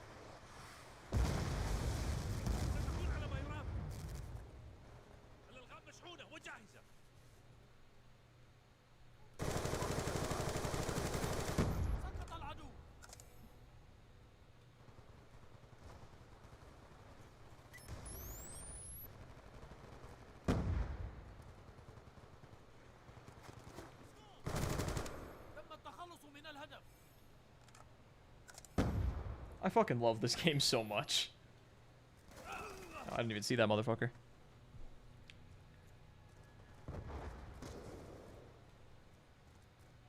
Oh shit.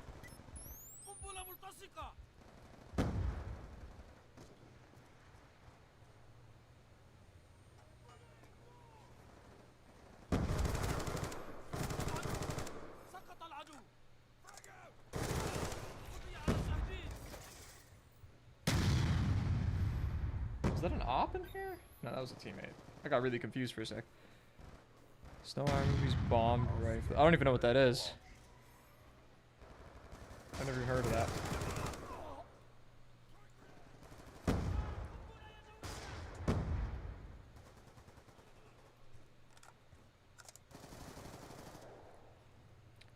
Oh, the Snow White movie. Yeah, I saw it bombed.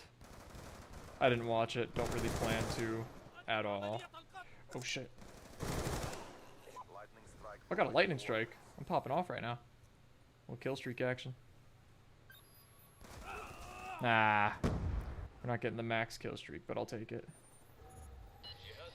We'll go bam, bam, bam. Send in the RCXD. I got one kill with the lightning strike? Come on, man. Be advised, hostile UAV incoming. I'm not surprised. I don't think anybody expected the live action one to be better. Fuck. How am I doing right now? Oh, I'm 14-6. Oh, damn. I'm doing really well right now.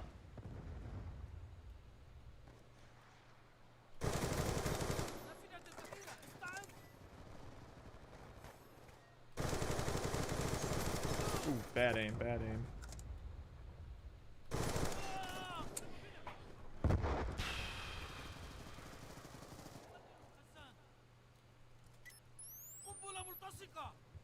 That was a bad Semtex toss.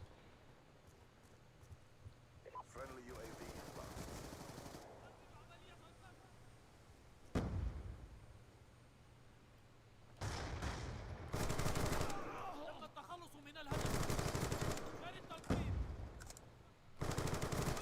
inbound. Ooh, that was a good fucking kill. I want to watch that kill cam. He fucking cooked me there.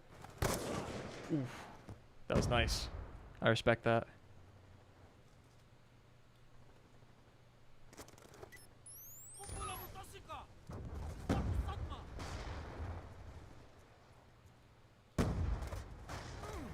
Ah, fuck.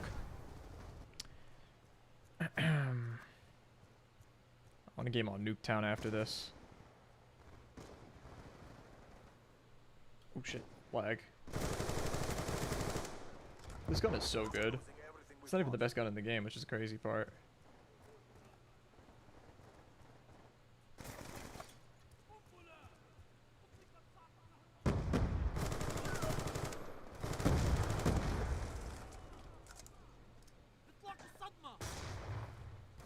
Ah, fuck. I thought that concussion would have gotten him from there.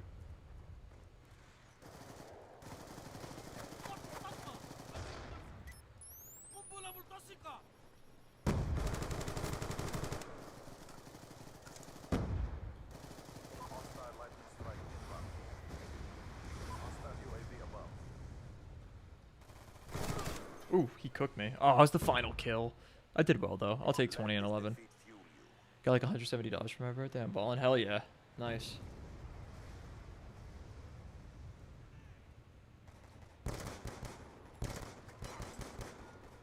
I'll take 20 and 11. That's a pretty fucking good game. I got 132 and 11, though. God damn. I did second best in the lobby, though.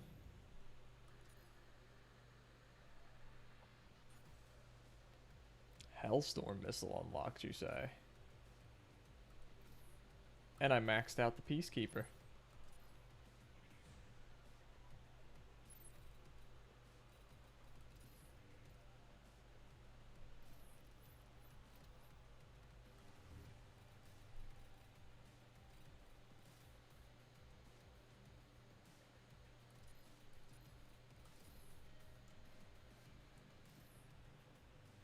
Buy a limited edition Marilyn Manson Euro t-shirt with some of my money.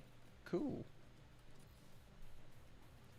I have faith in you. You're a winner. I appreciate it.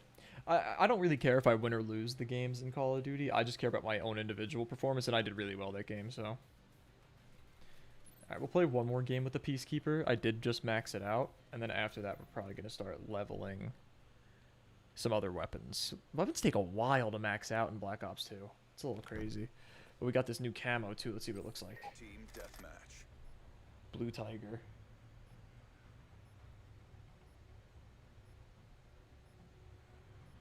Oh, that's a dope camo. Stay focused. Stay alive.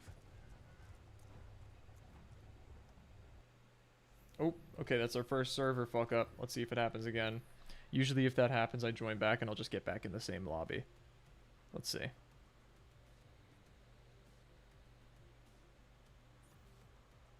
Oh no, different lobby. Alright, we'll give it a chance. But if it takes too long, we're gonna end. I guess I could start preparing my next loadout. I guess I could just do these weapons.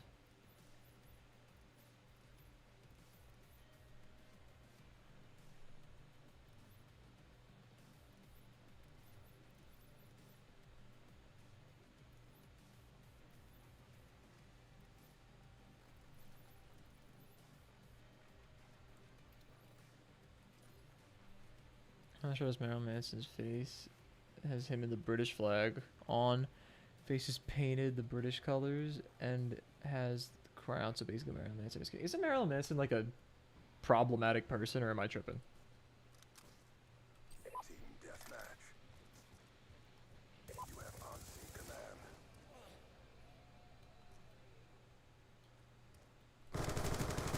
Gun down, stand by.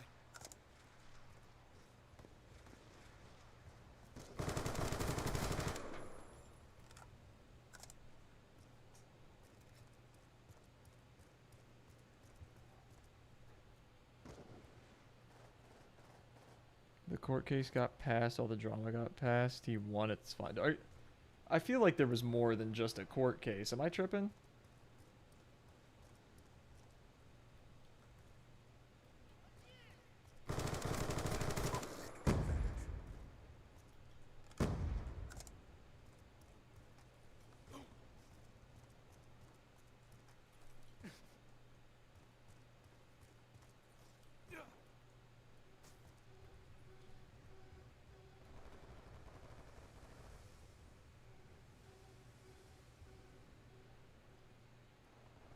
Bro, where are these motherfuckers?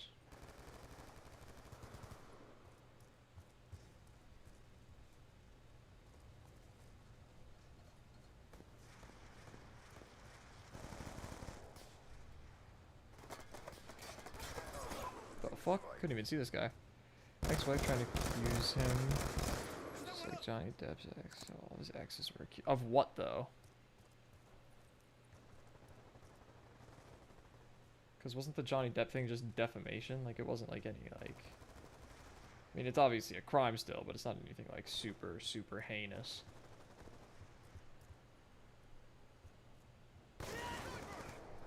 Jesus Christ. That came out of nowhere.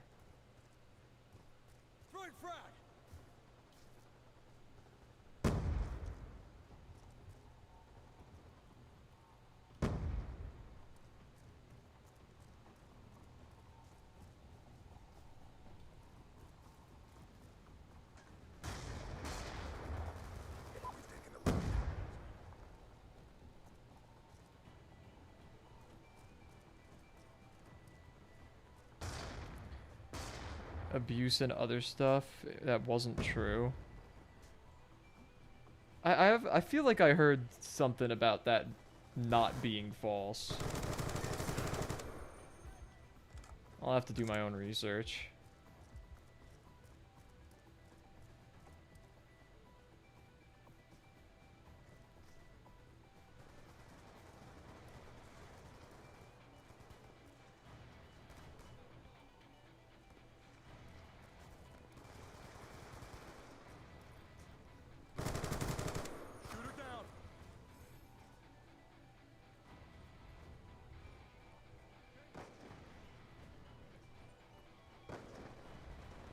Bitch, I just got so turned around.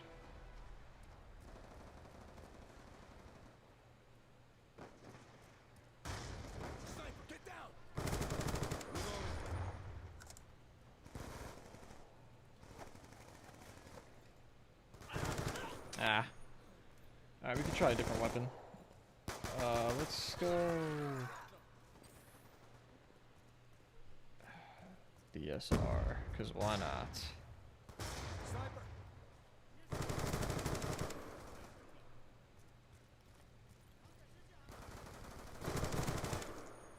Nice. I could just go for camos. Case is almost over and he returned back to music after going on for years. Just because the case is over does not mean innocence, though. Criminal justice system is, in fact, not a flawless one.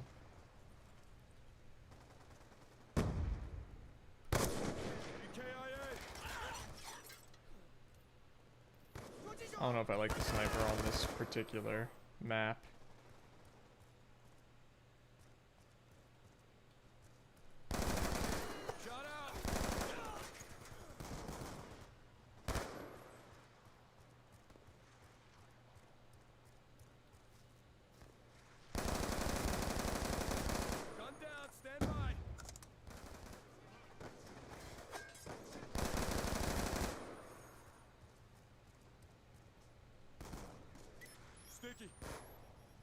I'm not loving this weapon. It's alright.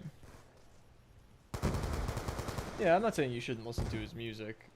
Separate the art from the artist, obviously. Like, I don't endorse Drake as a person at all, but I still listen to some of Drake's music. Like Kanye West. Kanye West is a big one.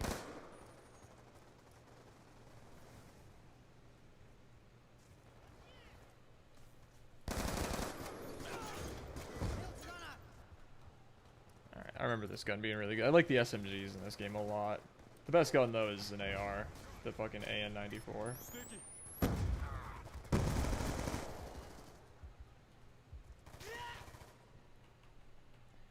I mean, you haven't been listening to him since you were a child. You didn't have memories back then. I don't think that really counts.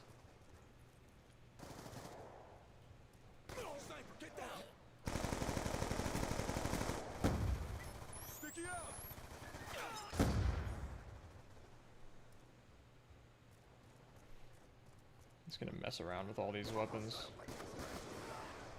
Jesus. Okay, I just spawned. Come on.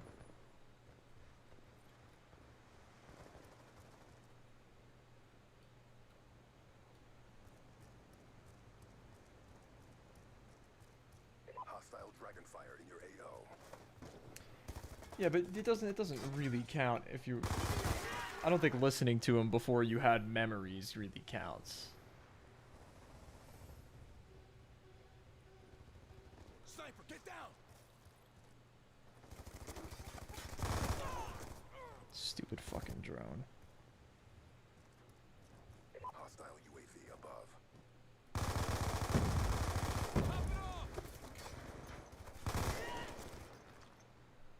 Fuck, yeah, I was doing so well. Above. Radar's down. We're losing this fight.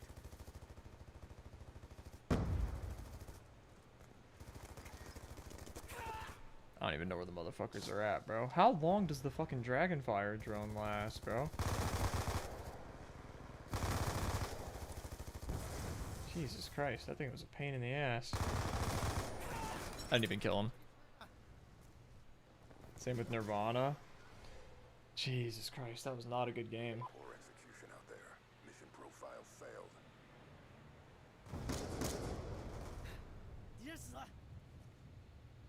Give me a nuke town, bro. That's a good shot.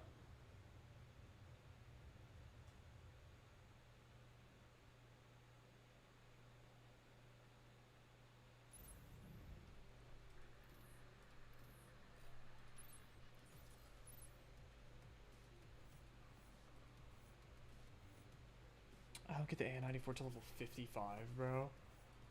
Jeez.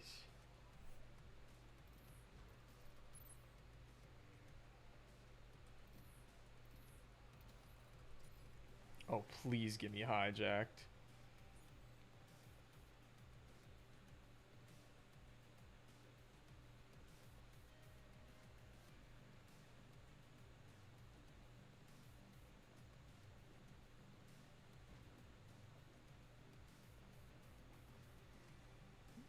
Yeah, you could say that.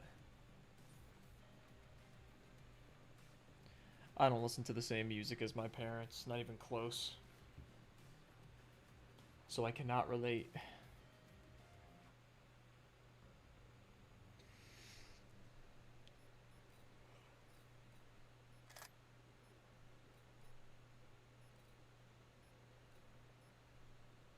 Team deathmatch. You are cleared for contact.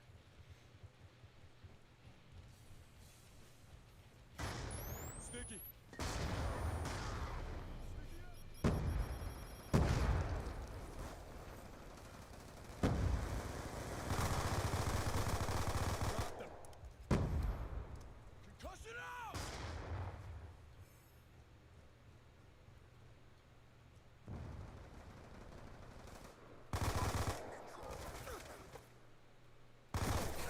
Oh, there were two of them.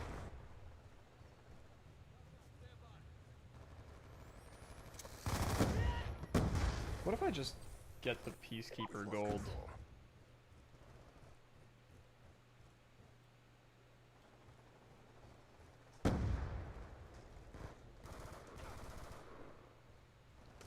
Plus, I've never gotten a t-shirt of his yet, and I always wanted to, and this specific shirt looks like one of the better ones. Nice.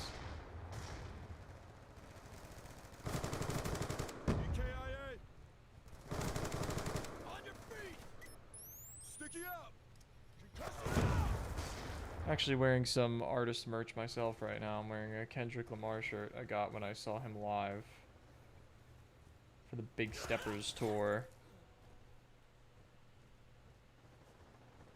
I'm also wearing my Travis Scott Nike collab shoes right now, so I'm artist merched out right now.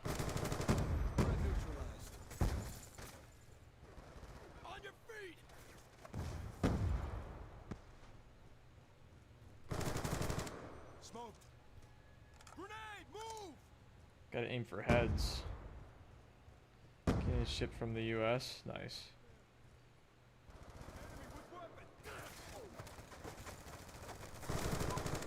Neutralized.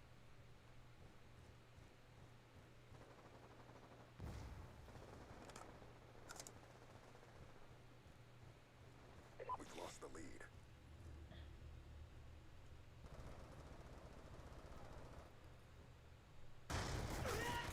Damn, I didn't even get eyes on that motherfucker. Hostile grenade!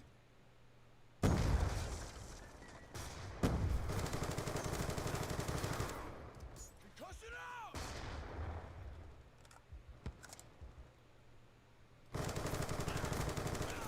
Okay. Another guy fucking showed up right behind him. W stream, thank you, man. I appreciate that.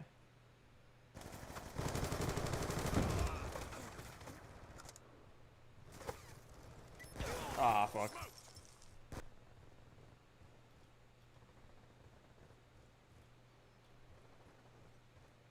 Hostile hunter-killer drone inbound.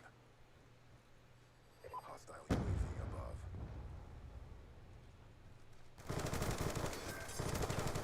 Ah. How am I doing right now? 9 and 8. Oof. I have like 4 corn shirts. Collector of artist merch. I do have corn shirts and also a corn cap, but I usually like to get shirts because t-shirts can be the most best looking. That's fair. I have mostly shirts as well. I have shirts, I have shoes. I got a bunch of shirts. I got 2 pairs of shoes. I got a hat. I think that's it. Some of the shirts that I like that are artist merch are are technically not artist merch because it's unofficial. But the unofficial stuff sometimes just goes hard, you know? UAV inbound.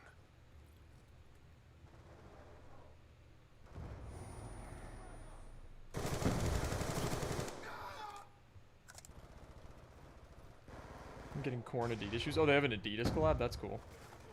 I'm more of a Nike guy. Out of the shoes I wear, I only have 1 pair of Adidas. Everything else is Nike.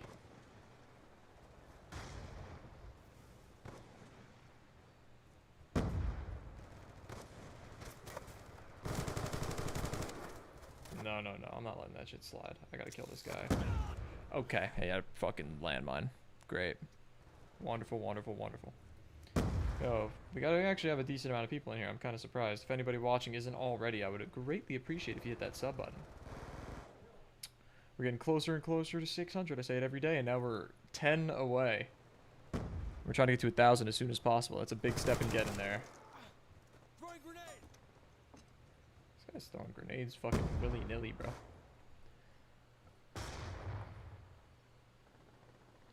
Oh, that's a teammate. Damn, bitch.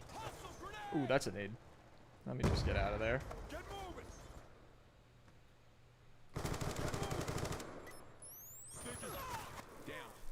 Came out of fucking nowhere. Okay, I got the Semtex kill. I'll take it.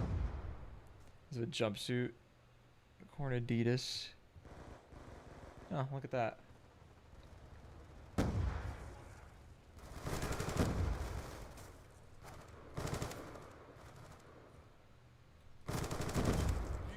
Get a headshot.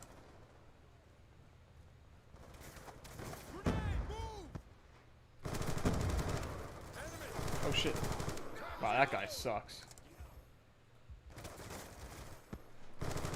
I should not have pulled that second kill off there. How am I doing right now? I'm doing all right. 16 and 11. I'll take it. I feel like I have more consistent KDs in Black Ops 2 than I have in Black Ops 6. Threat neutralized. Ah, should have hit fire there. That was stupid.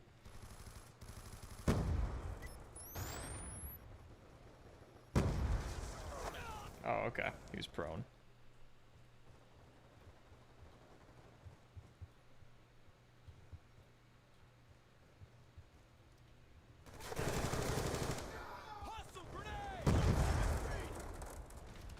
Usually get official merch.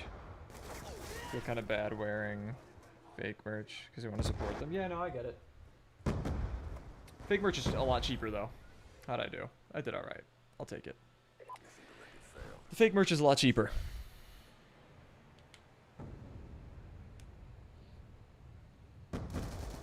Not the target finder. Oh my god, this guy sucks. The target finder and you can't hit your fucking shots, bro.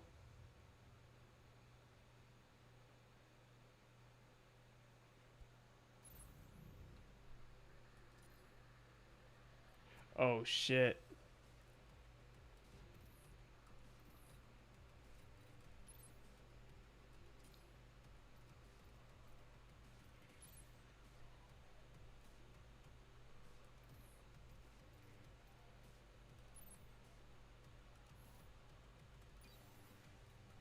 I gotta unlock the crossbow. I has to.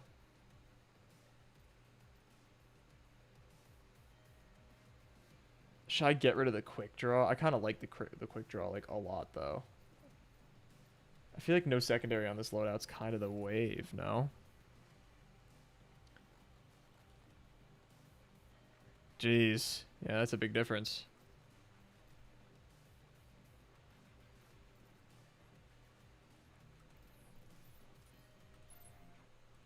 Damn it.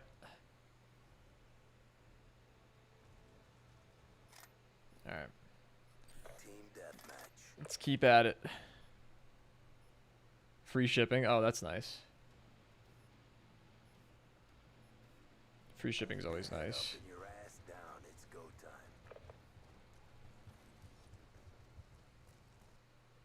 Oh, that's our second server shitting itself. Let's see if we get another game.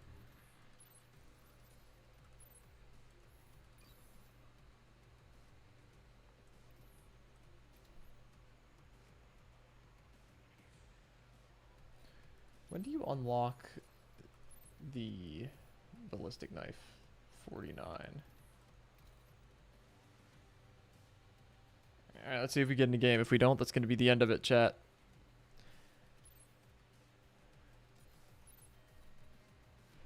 We're getting close to the bloodshot camo.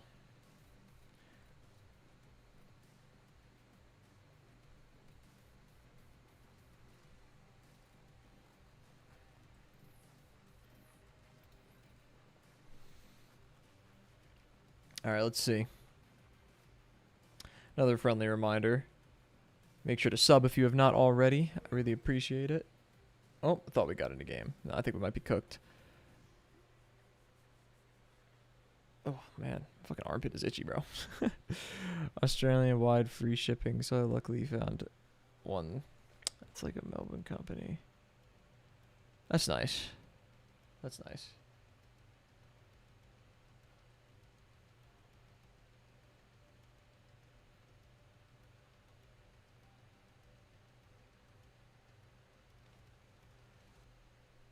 All right.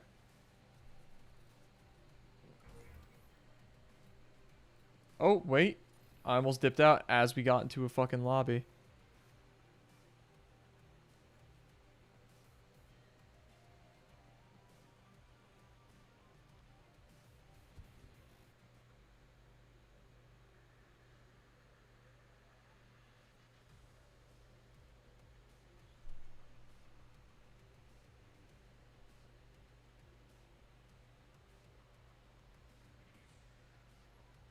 Alright, back to standoff we go.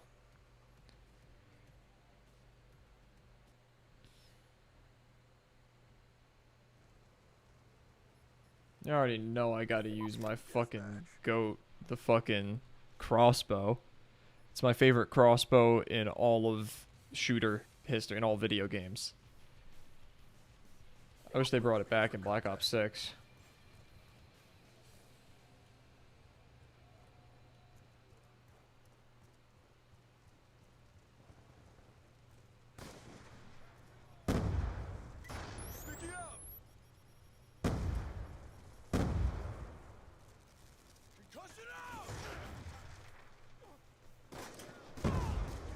Damn. Hostile UAV above.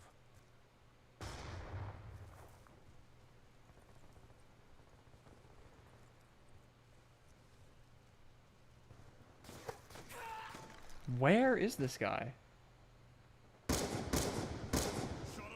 That's crazy that that thing's a one-shot.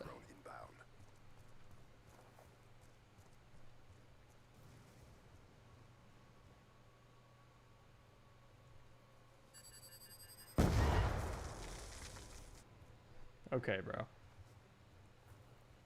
We get it.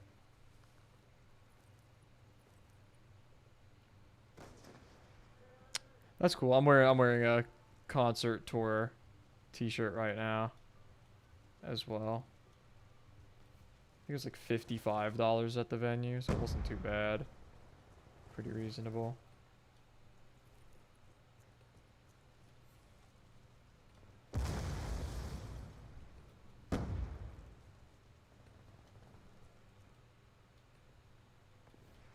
Why am I not seeing anybody? Got a shooter.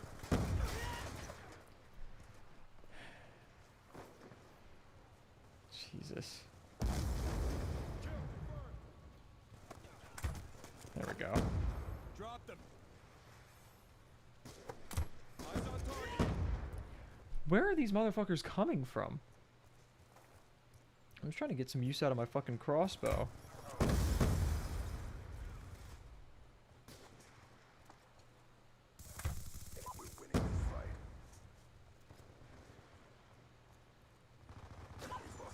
Okay, this map, these motherfuckers are just going, you know what?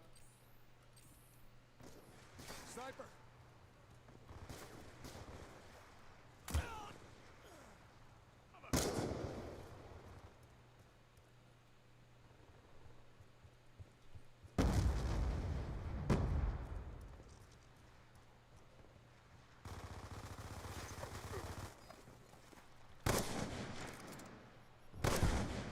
Bitch. Attack reload.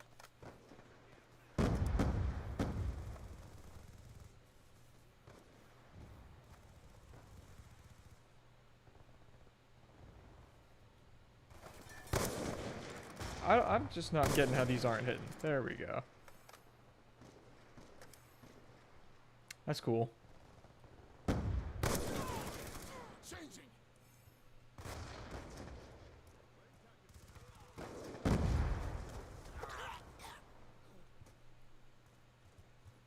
Hostile UAV above.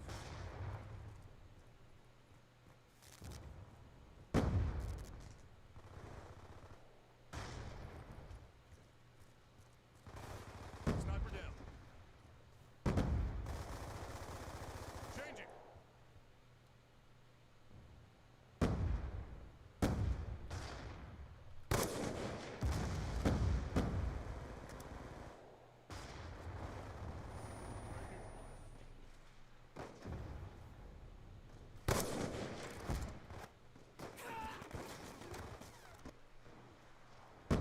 I'm 3 and 10, bro.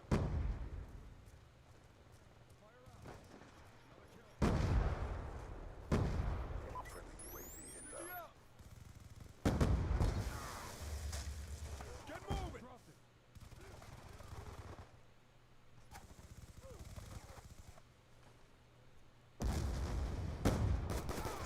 Enemy down. We've taken the lead. Where's the scorpion at? Fine.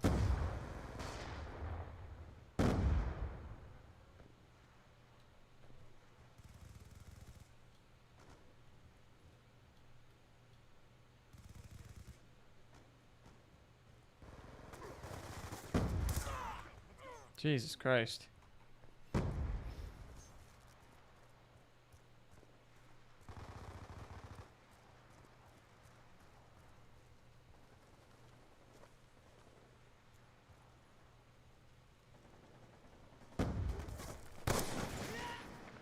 I'm not on timing with this sniper, bro. I gotta get better. I'm only good at the close range shit with the snipers, like the quick scope shit. That's what I can do.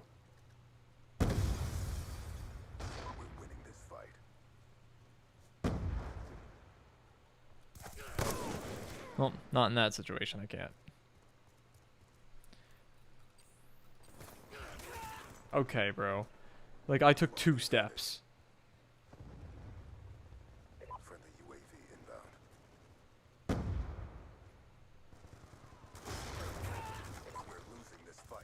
Jesus Christ, man. Be advised, hostile UAV incoming.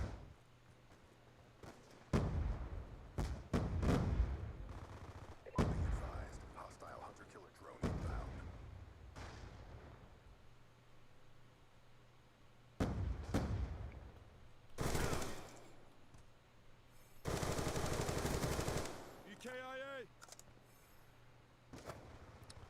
Yeah, I'm a big collector just of things in general, so that would be pretty cool to do.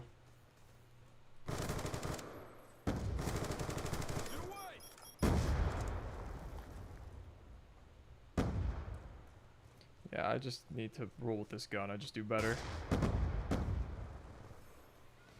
Jesus Christ, that was a shitty performance I put up there. Alright, we're probably just gonna run one more game. Because I've already been going like another extra half an hour. A little more than that, actually. Closer to 45 minutes.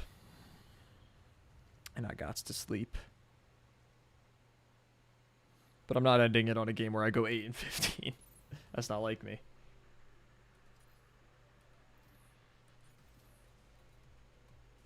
Well, Turbine's not my favorite map, but it's whatever.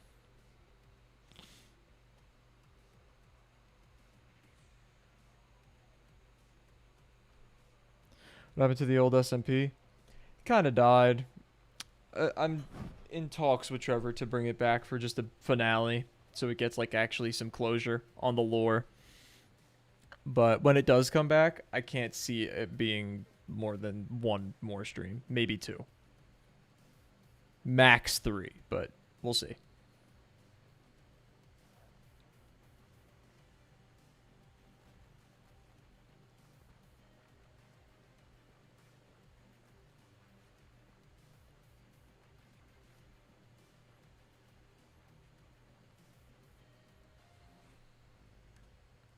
Alright. Team deathmatch.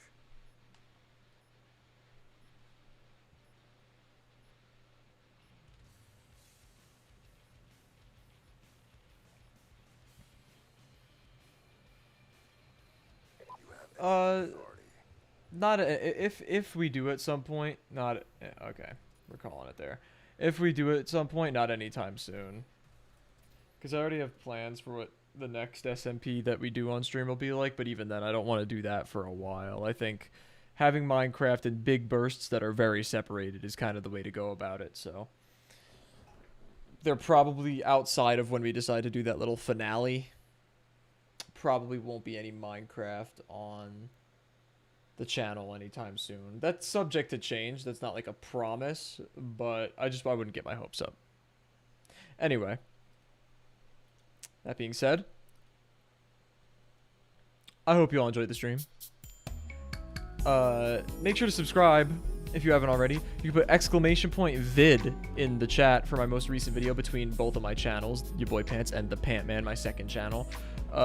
Most recent video between the 2 channels, ! vid in chat, to check that out. And that'll be updated every time I put out a new video, which is obviously going to be a lot more frequent when I start putting out videos on the main channel, which will be roughly 2 weeks from now, a little bit more than that perhaps. Outside of that, that's all I really have for you. I hope you guys all enjoyed. Subscribe if you haven't already, because we're almost at 600. We're trying to get to 1,000 by the end of the year, and I will see all of you in the next one. Deuces.